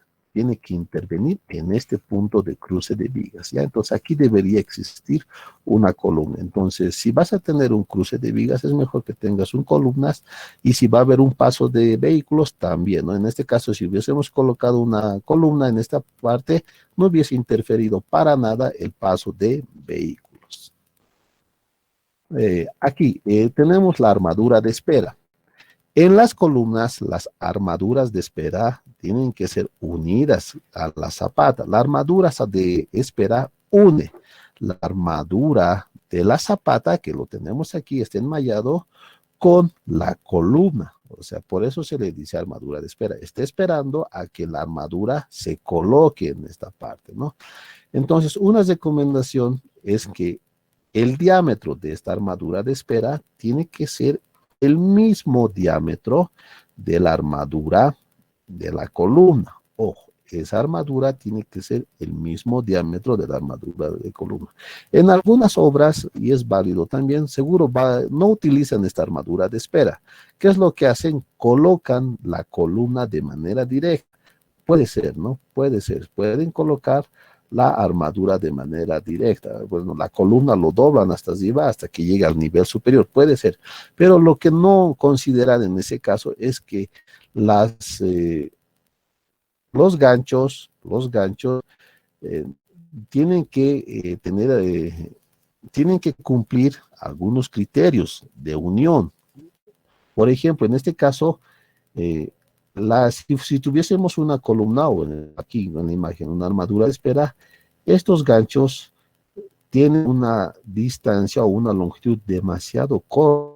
Un criterio para supervisar o visualizar estos ganchos es que, ya colocamos aquí, estos ganchos sean unidos en 3 puntos. Lo recomendable es que sean unidos en 3 puntos. Aquí, o sea, aquí hay una unión, si te das cuenta, está amasado con alambre. Aquí también debería estar amasado con alambre y aquí también. Pero si ustedes se dan cuenta en la imagen, que ha hecho el maestrito, no ha venido y solamente lo ha unido a este punto y listo. No, debería, y es bien cortito, el gancho es muy cortito. Entonces, una recomendación para las columnas o armaduras de peras es que este gancho esté unido a 3 puntos o a 3 bases, ¿no? 1, 2 y 3. Y esta longitud nosotros la calculamos con considerando entonces la luz básica de doblado, ¿no? Entonces, con él tenemos que hacer o la luz de anclaje. Eh, Aquí, ¿cuál es la función de una columna? Las columnas transmiten las cargas que provienen de las vigas a las zapatas, ¿ya? Entonces, las columnas tienen que transmitir las cargas a las zapatas. Esa es su principal función. Y vemos aquí una estructura que aparentemente está bien hecha. Esta es en la ciudad del Alto. Entonces, si se fijan, esta columna está bien, está transmitiendo toda la carga a la zapata, asumimos que está transmitiendo. Y aquí, obviamente, por situación arquitectónica, también tenemos una columna, está bien, y está siendo tapado por la tabiquería, bueno, vamos bien. Y si se fijan aquí algo ha pasado, esta es una columna, y la otra columna viene aquí, esta es una columna que está de fondo, falta una columna aquí, falta que esta columna llegue a esta parte, entonces no está ejerciendo la función de transmitir una carga, no está ejerciendo la función de transmitir una carga. ¿Dónde estará llevando la carga? Bueno, es un error que siempre se da, ¿no? Entonces aquí lo vemos más claramente, ¿no? Aquí está trabajando y aquí, ¿qué ha pasado? No hay ninguna columna, entonces ahí falta una columnita. Obviamente con la fachada arquitectónica ya no se nota, ¿no? Ya no se nota que había columna y demás, entonces hay que siempre, uno tiene que visualizar esos pequeños detalles, ¿no? En este caso esto es en el tramo del teleférico azul. Todo está bien, todo está lo correcto, pero lo que no es recomendable es que tú tengas tabiquería, aquí en este caso tengas tabiquería, y luego logres unirla con un elemento más rígido. Por ejemplo, aquí yo tengo tabiquería, y fíjense, aquí es ladrillo y luego, por situaciones arquitectónicas, yo estoy colocando un elemento muy rígido, que es una columna.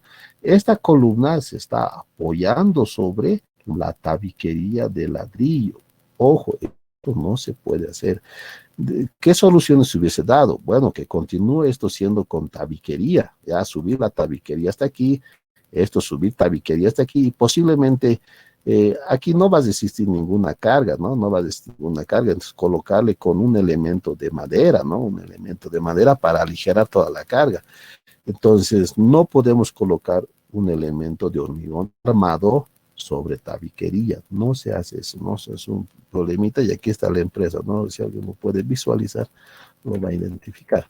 En este caso, todo está bien, eso también es en la ciudad del Alto, en la cual vemos, ¿no? Que tiene su columnita, estamos bien, pero aquí vamos a continuar la construcción, más adelante seguro se va a continuar la construcción, pero ¿qué es lo que pasa en esta columna? La columna tiene que transmitir la carga a la zapata.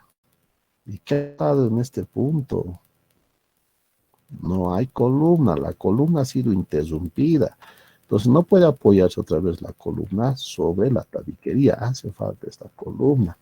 Son errores que se cometen, ¿no? Son errores que se cometen y pasan. Aquí esto es en la ciudad bueno, este es en la ciudad del Alto, al frente de la Universidad Pública del Alto. Entonces es una estructura que ya está terminada, ya está acabada. Es muy bonita la estructura. No hay errores aquí en este caso, pero quisiera que no, o alguien puede notar cuál es la diferencia entre las columnas de la parte superior y la parte inferior. ¿Alguien lo nota? ¿Se ve o no se ve? Bueno, aquí ya está en el título, ¿no? Los cambios de sección. ¿Qué quiere decir? Que aquí yo tengo una columna cuadrada, está bien, una columna cuadrada, está bien cuadrada, y por razones estéticas o arquitectónicas, posiblemente aquí sea salón o algo así, no me he fijado bien en qué función tiene. Y ahora ha cambiado a columnas estéticas, que son las columnas circulares. Aquí están mis columnas circulares. Los de extremos son cuadrados. ¿Hay un criterio? Sí, se puede cambiar de sección, pero ojo, ¿cuál va a ser el criterio? El criterio es el siguiente, aquí ya vemos en otra fase las columnas cuadradas con las circulares. ¿Cuál va a ser el criterio? Si tú quieres cambiar de una forma, puede ser de columna cuadrada a circular o de circular a cuadrada, el criterio tiene que ser el siguiente. En este caso, si tú cambias de una sección recta, bueno, cuadrada a circular, primero, para la sección del piso inferior, tienes que calcular su centro de gravedad. Una vez ubicado su centro de gravedad, para que no exista excentricidades, entonces determina su centro y sobre ese centro tiene que coincidir la nueva sección del nivel superior. ¿Ya? Entonces, ese es el criterio. No tiene que existir excentricidades. Tienen que compartir el mismo centro de gravedad en los cambios de sección. Aquí, ya. Esto es en Villa Victoria, más o menos, ¿no? Es en Villa Victoria. ¿Qué es lo que ha pasado en esta estructura? El dueño le ha dicho que quiere construirse un piso más, y eso pasa, ¿no? Al maestrito le ha dicho que quiere construirse un piso más. Entonces, el piso ya está empezando a construirse. Si se dan cuenta, aquí está. El nivel era bajito y ahora está construyéndose un piso más. Pero aquí no había nada, no había nada. Yo pensaba que iba a ser terraza o ahí iba a terminar nada más. pero quiere un piso más. Entonces contrata a su maestrito, ¿qué es lo que ha hecho? Ha empezado a colocar las basas como clavo, y quiere decir que ha empezado a clavarlo un poquito nomás, ha perforado bien pequeñito y lo ha empezado a meter las basas ahí. Esta base debería estar unida a esta columna, bueno, a las bases de esta columna. Entonces, él no está haciendo eso solamente sobre losa, lo está colocando nada más. Ahí nomás lo está colocando, ni siquiera lo está sujetando, lo está colocando, ¿no? Entonces termina el proceso. Ahí está, lo ha terminado el proceso, lo ha puesto, ha cometido, bueno, su objetivo está bien, ¿no? Ahí está. Luego, ahí está, ya está terminadito y ya nadie lo nota, ¿no? Nadie lo nota, ¿no? El problema está que como lo ha puesto en un efecto sísmico, eh, obviamente el punto de rotura va a ser el punto de rotura va a ser este. Entonces, aquí la columna se irá pues para uno de estos lados y no para esto. Entonces, es muy peligroso ese tipo de construcciones que se están dando. Y fíjense, ya ha subido la columna, ya ha subido, ¿no? Y va a continuar, si se dan cuenta, va a continuar, así va más. Entonces, ya está vaciado. Este es el punto crítico que les decía, ¿no? Es un punto crítico. Entonces, no deberían hacerse este tipo de trabajos. ¿Pasa eso también? ¿Alguien tiene alguna pregunta? Vamos a ver. Ya. Pasa también en la mala disposición de las columnas. Otra vez, el objetivo de las columnas es transmitir las cargas a la fundación, ¿no? Entonces, y aquí otra vez, bajamos y estamos interrumpiendo las columnas. Ahí está siendo interrumpido. Entonces, no se tiene que hacer este tipo de obras y nosotros, ¿dónde está el problemita en sí? Es la falta de supervisión. Eh, Actualmente no es culpa del arquitecto, créanme, no es culpa del arquitecto. El arquitecto ubica los ambientes y demás. Eh, el problemita suele ser cuando no hay un supervisor o un residente en la obra. Entonces, ¿qué hace?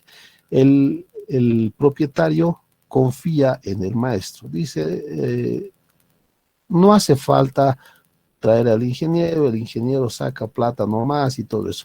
Y en parte sí es cierto, pero depende depende de la forma que lo vean. Hay profesionales que dicen, ya voy a írtelo a ver, pero te lo voy a ver, pero me tienes que pagar por un día que vayas 500 bolivianos o 100 bolivianos. El propietario no va a querer pagarte ese monto primero, no va a querer pagar monto. Y el maestrito le va a decir, no, ves, te has traído a un ingeniero y a un hecho, y yo te lo hubiese hecho normal, tú lo hubiese hecho y no te hubiese cobrado 500, a mí me hubieses dado un refresquito nada más. Entonces, lo que yo puedo decir, que si alguna vez algún dueño, bueno, algún propietario te pide una recomendación, tú vayas, tú vayas. Actualmente, a mí me ha pasado, he sido siempre bien tratado, ¿no? El dueño te trae en un vehículo, tú les recomiendas, se lo ves, todo eso. El dato eh, que no haya una supervisión en obra, entonces cuando se confía en el maestrito, ocurren estos errores. No ha habido una supervisión o una dirección de la obra. Por ejemplo, uno si identificaba, le tendría que decir, no, maestrito, por favor, o al dueño, aquí tienes que colocar columna, por si acaso, o qué es, o mirar un ratito el plano, ya, aquí tiene que haber una columna. Cosas que al dueño uno tiene que indicarle, decirle dónde están. Pero cuando las personas no confían, bueno, o no quieren traer a un supervisor o a un director o a un ingeniero encargado, entonces ocurren estos errores por falta de supervisión o una guía técnica. Si alguno de ustedes en alguna ocasión les dice, por favor, dámelo una miradita, anda a visualizar, dáselo, no te está diciendo que se lo construya, no te está diciendo que se lo hagas. Si alguien te pide de favor, por favor, quiero que me lo des un vistazo, anda, te van a tratar muy bien. Y si luego te pregunta cuánto va a ser, tú le dices tu voluntad.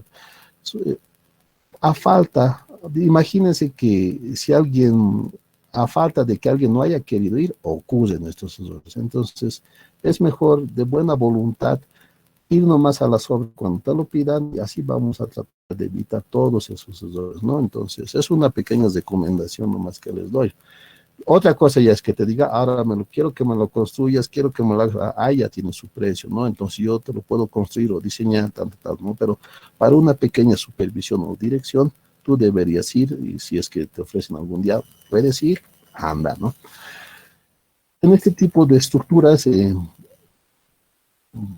nos fijaremos nuevamente en las columnas. Lo que podemos notar es lo siguiente. Entonces aquí estamos aclarando con puntos 1, punto 2. De ahora en adelante en la materia no solamente ya hay que tratar el tema de columnas, sino también de soportes, ¿ya? La columna también es un soporte vertical, pero aquí tenemos otro tipo de soportes que ya en algunos casos se los conocen como pantallas, ¿ya? Pantallas en las cuales son elementos homos con mayor dimensión que las columnas.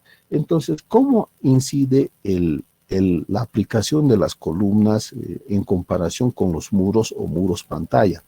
Uno, la inercia es muy importante porque, obvio, este elemento va a tener mayor inercia que esta columna. ¿Qué quiere decir? Que este elemento va a soportar mayor esfuerzo horizontal que esta columna. ¿Dónde más va a incidir en la edificación? En el centro torsional, de mi edificación, donde exista pantallas o muros pantallas, el centro de gravedad torsional, lo vamos a llamar, va a estar ubicado donde haya mayor rigidez o mayor cantidad de muros. ¿Qué quiere decir? Que esta estructura va a soportar esfuerzos horizontales por lo general en todo este lado izquierdo, pero está siendo descuidado en este lado derecho. ¿Por qué? Porque solamente tenemos una columna delgadita. ¿Cuál hubiese sido el mejor criterio? Tratar de tener muros de manera simétrica, ¿no? O ubicar mayor cantidad de columnas en estos puntos, cosa de hacer un equilibrio. La del centro torsional es la misma que del centro de gravedad. Ustedes se recuerdan que cuando nosotros calculábamos una viga T, el centro de gravedad estaba por lo general en el lugar donde había mayor área. Es el mismo criterio aquí. Donde hay mayor elementos o mayor área de soporte, en ese lado va a estar ubicado el centro torsional, ¿no? Entonces, hay que cuidar mucho a las estructuras desde el punto de vista, tal vez al arquitecto sugerirle, ¿no? De un muro, por lo menos aquí, que haga un equilibrio con todo este elemento. Entonces, en las observaciones que se tienen aquí, dice, ¿no? Se tienen muros de cortes no simétricos. Este murito también debería estar aquí, porque aquí también tenemos otro muro. O para dar un equilibrio, deberíamos tener un muro en la parte central, para dar un equilibrio de manera general a todas las estructuras. Luego, las columnas tienen secciones diferentes. Obvio, aquí tenemos una columna delgadita y aquí ya estamos contratando, bueno, le estamos componiendo con un muro ya de dimensiones más grandes, ¿ya? Esas cosas se hablan con el arquitecto, siempre hay que terminar con el arquitecto. Entonces, viendo también aquí la estructura que anteriormente se indicaba, tenemos los puntos unos. Otra vez, la columna tiene que transmitir la carga a la zapata, y aquí ha sido interrumpido nuevamente, ¿no? En este caso, la zapata se está apoyando sobre la losa. Y ojo, en la losa estamos considerando también en la losa la parte de planeamiento. Pero cuando nosotros vamos a apoyar una zapata sobre una losa, hay que reforzar el esfuerzo de corte, hay que reforzar mucho el esfuerzo de corte en la losa. Ojo, aquí deberíamos tener, en otras palabras, estribos más seguiditos, ¿no? La armadura de corte debería ser más seguida o más continua. Esa es la observación de este punto 1 y este punto 2, ¿ya? El punto 3, fíjense, como hemos dicho anteriormente, tenemos una losa rígida apoyada sobre losas aligeradas. Pero respecto al punto de columna, aquí hace falta una pequeña columna. Bueno, entre comillas, sí hace falta, ¿no? Lo mejor hubiese sido que esta columna de aquí siga subiendo a esta parte, ¿no? Siga subiendo esta parte y no dejar al aire sin apoyos de columnas esta losa, ¿no? Esa es una pequeña observación. Nada más, a ver qué más nos dice. La columna 3 es el apoyo, como les decía, era algo conveniente esto subirlo. Y luego en la columna 4 y 5 la continuidad. Ah, ya. ¿A qué se refiere con continuidad? En la 5 estamos bien, si se dan cuenta, está siendo tomado en cuenta los efectos de funcionamiento aquí.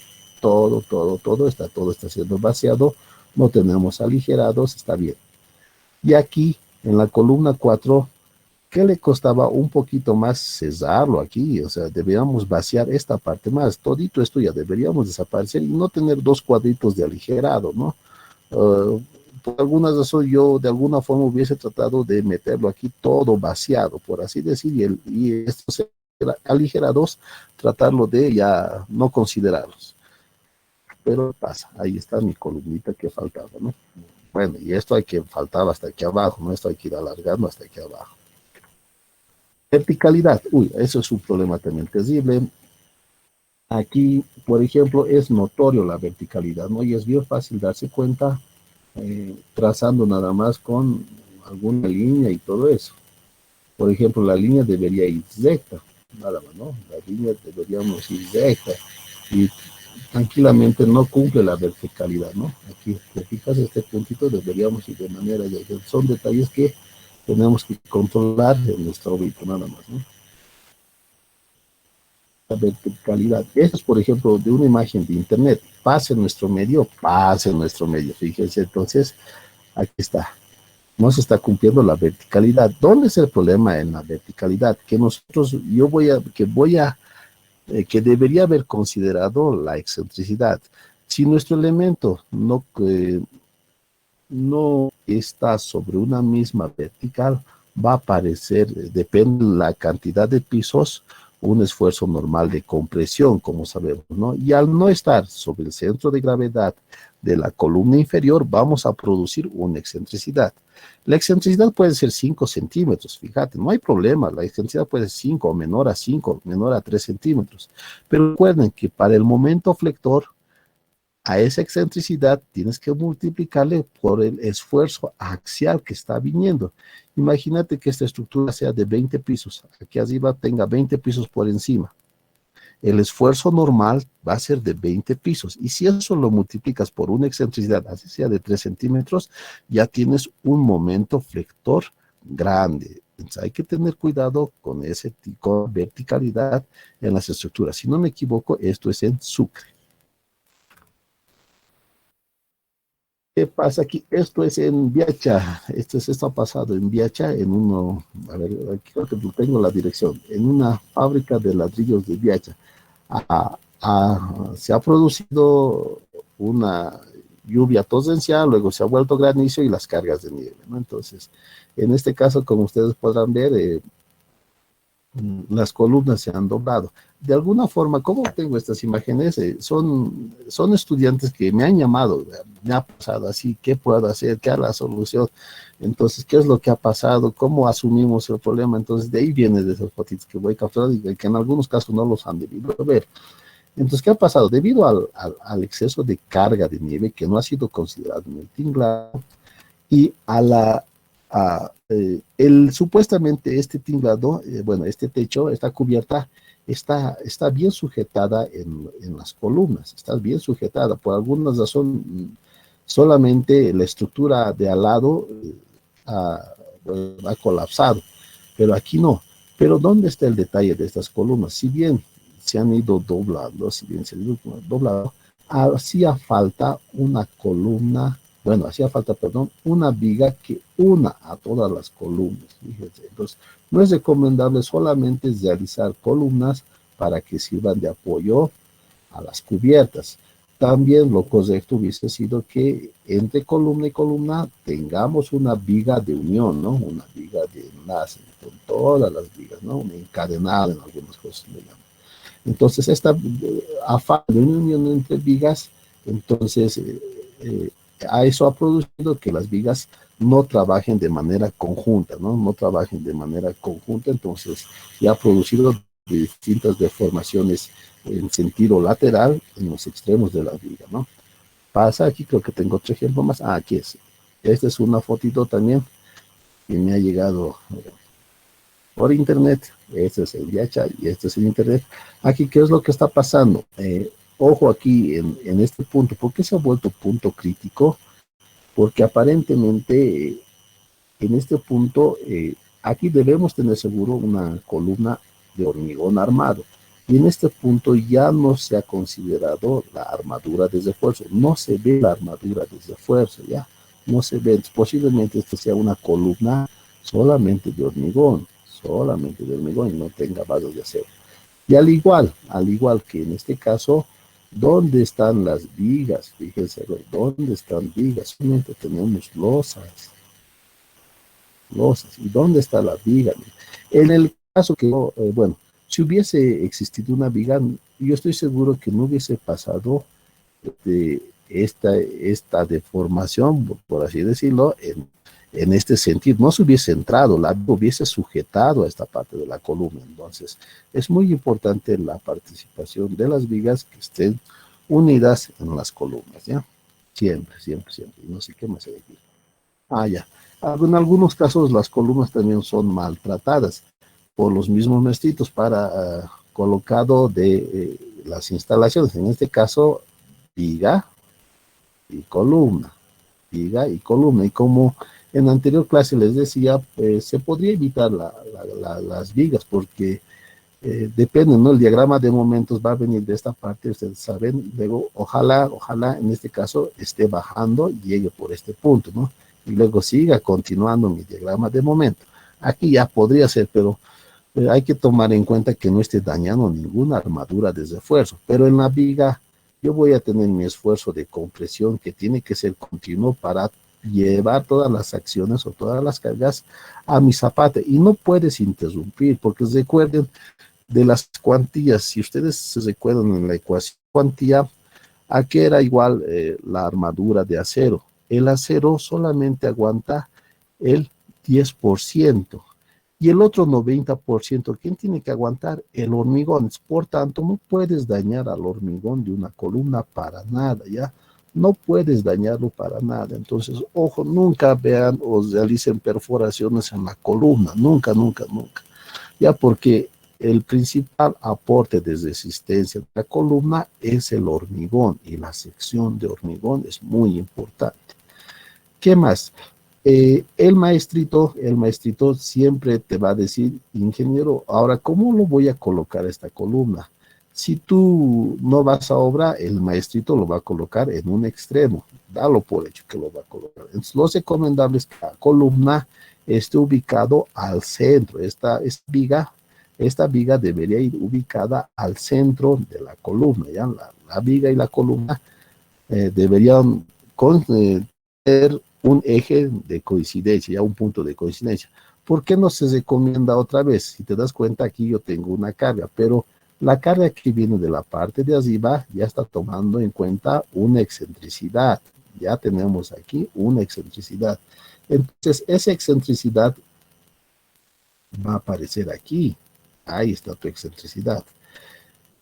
Esa excentricidad, el vasito va a decir, ya es 5 centímetros, no va a pasar nada, dije, no va a pasar nada, ya. Pero ¿cuántos pisos habrá arriba? 20 pisos por esta excentricidad, ya estás produciendo un momento flector.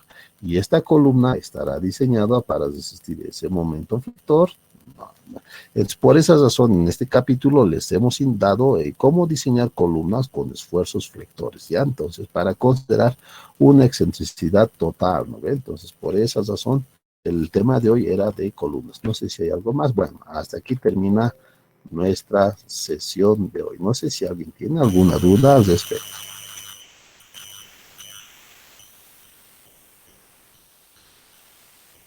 Inge, Sí, en la fotografía que ha mostrado de tinglado de VIH, si no me sí. equivoco,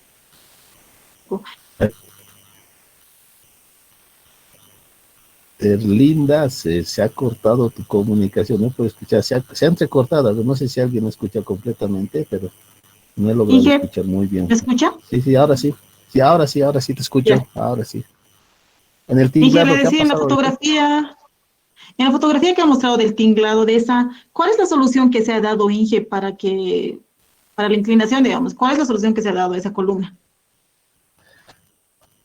No, cuando hemos ido a visualizar, se le daba algunas recomendaciones, porque creo que tenía que presentar el informe. Era un estudiante que me ha llamado, en el cual tenía que presentar un informe, qué ha pasado y el por qué se ha doblado, por qué no ha sido sujetado. Entonces, hemos tenido que subir aquí y hemos sacado algunas fotitos y en el informe, de manera resumida, era que faltaba una viga de unión nada más, ¿no? Ahora, de ahí no sé qué ha pasado posteriormente, si el dueño le ha dicho que se construya, que no haga, no. ¿Cuál hubiese sido la solución? Depende de la magnitud. En este caso, eh, lo primero, tenemos que sacar las cubiertas, ¿no? Tenemos que sacar las cubiertas y luego tratar de cambiar estas columnas. Entonces, tendrían que volar nomás esas columnas, no se pueden volver a su lugar dobladas, porque si te das cuenta, ya está fracturado el hormigón, ya está dañado el acero. Entonces, la solución que se podía haber dado era el cambio de columnas, pero no a todas, ¿no? Sino a las columnas que realmente han sido afectadas, dobladas, las cuales han sufrido un colapso en la parte de unión, ¿no? Y algunas columnas que estaban bien se mantenían nada más. Pero para eso nosotros teníamos que sacar toda la cubierta de ahí, ¿no? Esa es la única solución que se puede dar. No sé si está Inge, claro. gracias. ¿Ya? ¿Alguna otra pregunta? Buenas noches, ingeniero. Una Bueno, pregunta. pues, Eh, sí. en las columnas que nos mostraban la discontinuidad, ¿cuál sería la solución, ingeniero? ¿Cómo se podría dar solución, digamos, si es que quiero aumentar un piso más, si es que no tiene armadura de refuerzo? A ver, Iván, más o menos lo que me estás diciendo, si el propietario quiere continuar un pisito más, lo que te puede decir el propietario, quiero un pisito más, ¿qué se puede hacer? ¿Esa es tu pregunta o no estoy entendiendo bien? Sí, donde, digamos, ya tiene la losa acabada y la columna ahí, ya sin armadura, digamos, eh, que sea sobrante, ¿no ve? Porque se debería Sí. dejar una armadura sobrante, ¿no ve? Para, digamos, si es que quieres aumentar un piso, dos pisos, dependiendo, ¿no? Entonces, Ah, ya, ya, en ya. el Sí, caso sí, de sí. que no tenga, ¿cómo sería? Ah, ya. Lo que se tiene que hacer primero es sobre más o menos, a ver, más o menos aquí, a ver, aquí.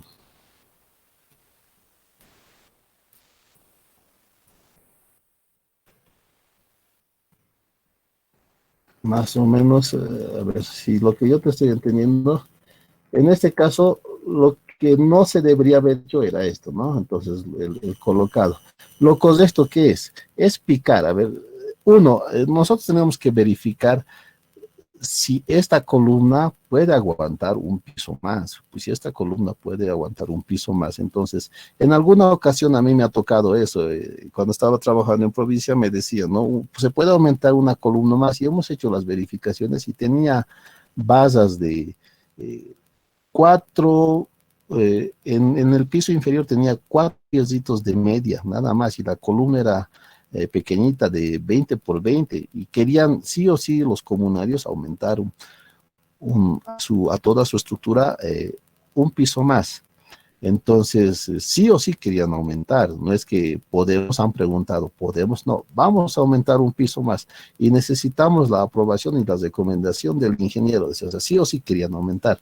Entonces, yo les he dicho que sí, primero hemos hecho, se tiene que calcular cuánta carga, cuánto va a soportar esta columna. Entonces, yo he sacado la carga, primero hay que sacar la carga porque en algunos casos no va a cumplir, no se va a dar, pero en este caso sí o sí daba la carga que se podría aumentar un piso, pero bajo algunas condiciones.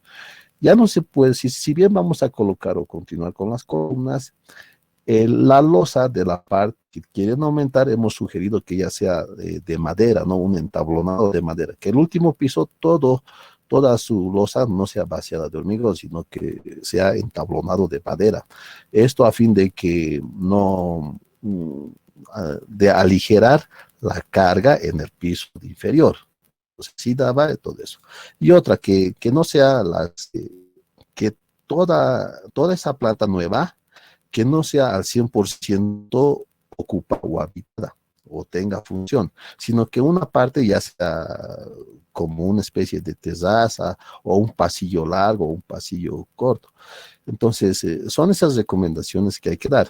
Y en el caso de aquí, ¿cómo hubiese sido? Lo correcto hubiese sido picar todo esto. Deberíamos haber picado la losa y la parte de vigas, todo esto picarlo totalmente, hasta que nosotros podamos ver, porque no va a pasar nada. Si aquí todito esto lo hacemos volar, lo hacemos picar, solamente vamos a ver la armadura. Como no hay arriba estructura, entonces no va a pasar nada, no se va a caer ni nada, ni todo eso. Entonces nosotros picábamos, debíamos armar previamente la columna, armar una especie de canastillito, ahí está, una canastillito, y todo el canastillo colocarlo de manera conjunta, no varita con vasita como ha hecho aquí, sino toda una columna ya armada, una vez picado todo esto, hasta tener contacto con las bases de abajo. Eso es lo que se debe haber hecho. Una vez hecho eso, como yo he asegurado la unión entre la columna, entre las bases de la columna inferior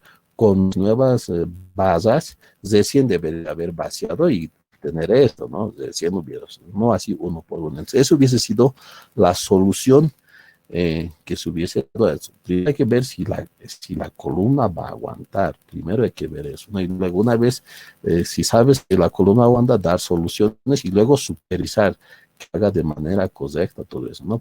Más vigas así nomás lo coloca, tan, tan, tan, y listo, ¿no? Hay que tener cuidado siempre, o hay que supervisar o visualizar siempre al maestrito, siempre, siempre, siempre. ¿Alguna duda más? Gracias, ingeniero.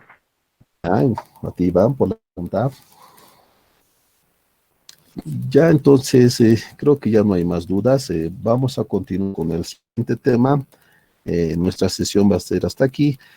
Voy a dejar ahora en la plataforma los capítulos siguientes. Como hemos dicho en el aviso, hoy no vamos a tener control de lectura de columnas en esta semana por semana aniversario. Lo que sí les quiero recomendar que participen de las charlas técnicas que se está dando de los seminarios, y el control de lectura que va a ser las siguientes semanas no va a ser de columnas, sino va a ser de los capítulos que vamos a dejar el día de hoy, ¿ya? Entonces tienen toda una semana para leer y la siguiente semana estaríamos con nuevos capítulos en la materia de hormigón armado.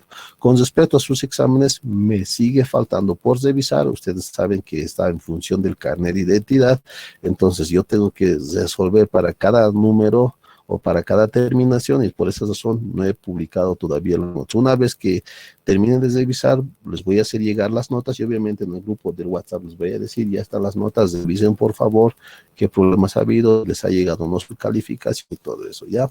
Entonces, sin más que decir, me despido de ustedes hasta la siguiente semana y en todos publico los nuevos capítulos para la próxima clase. Me despido de ustedes y espero que les vaya muy bien. Chao. Muchas gracias, Ingo.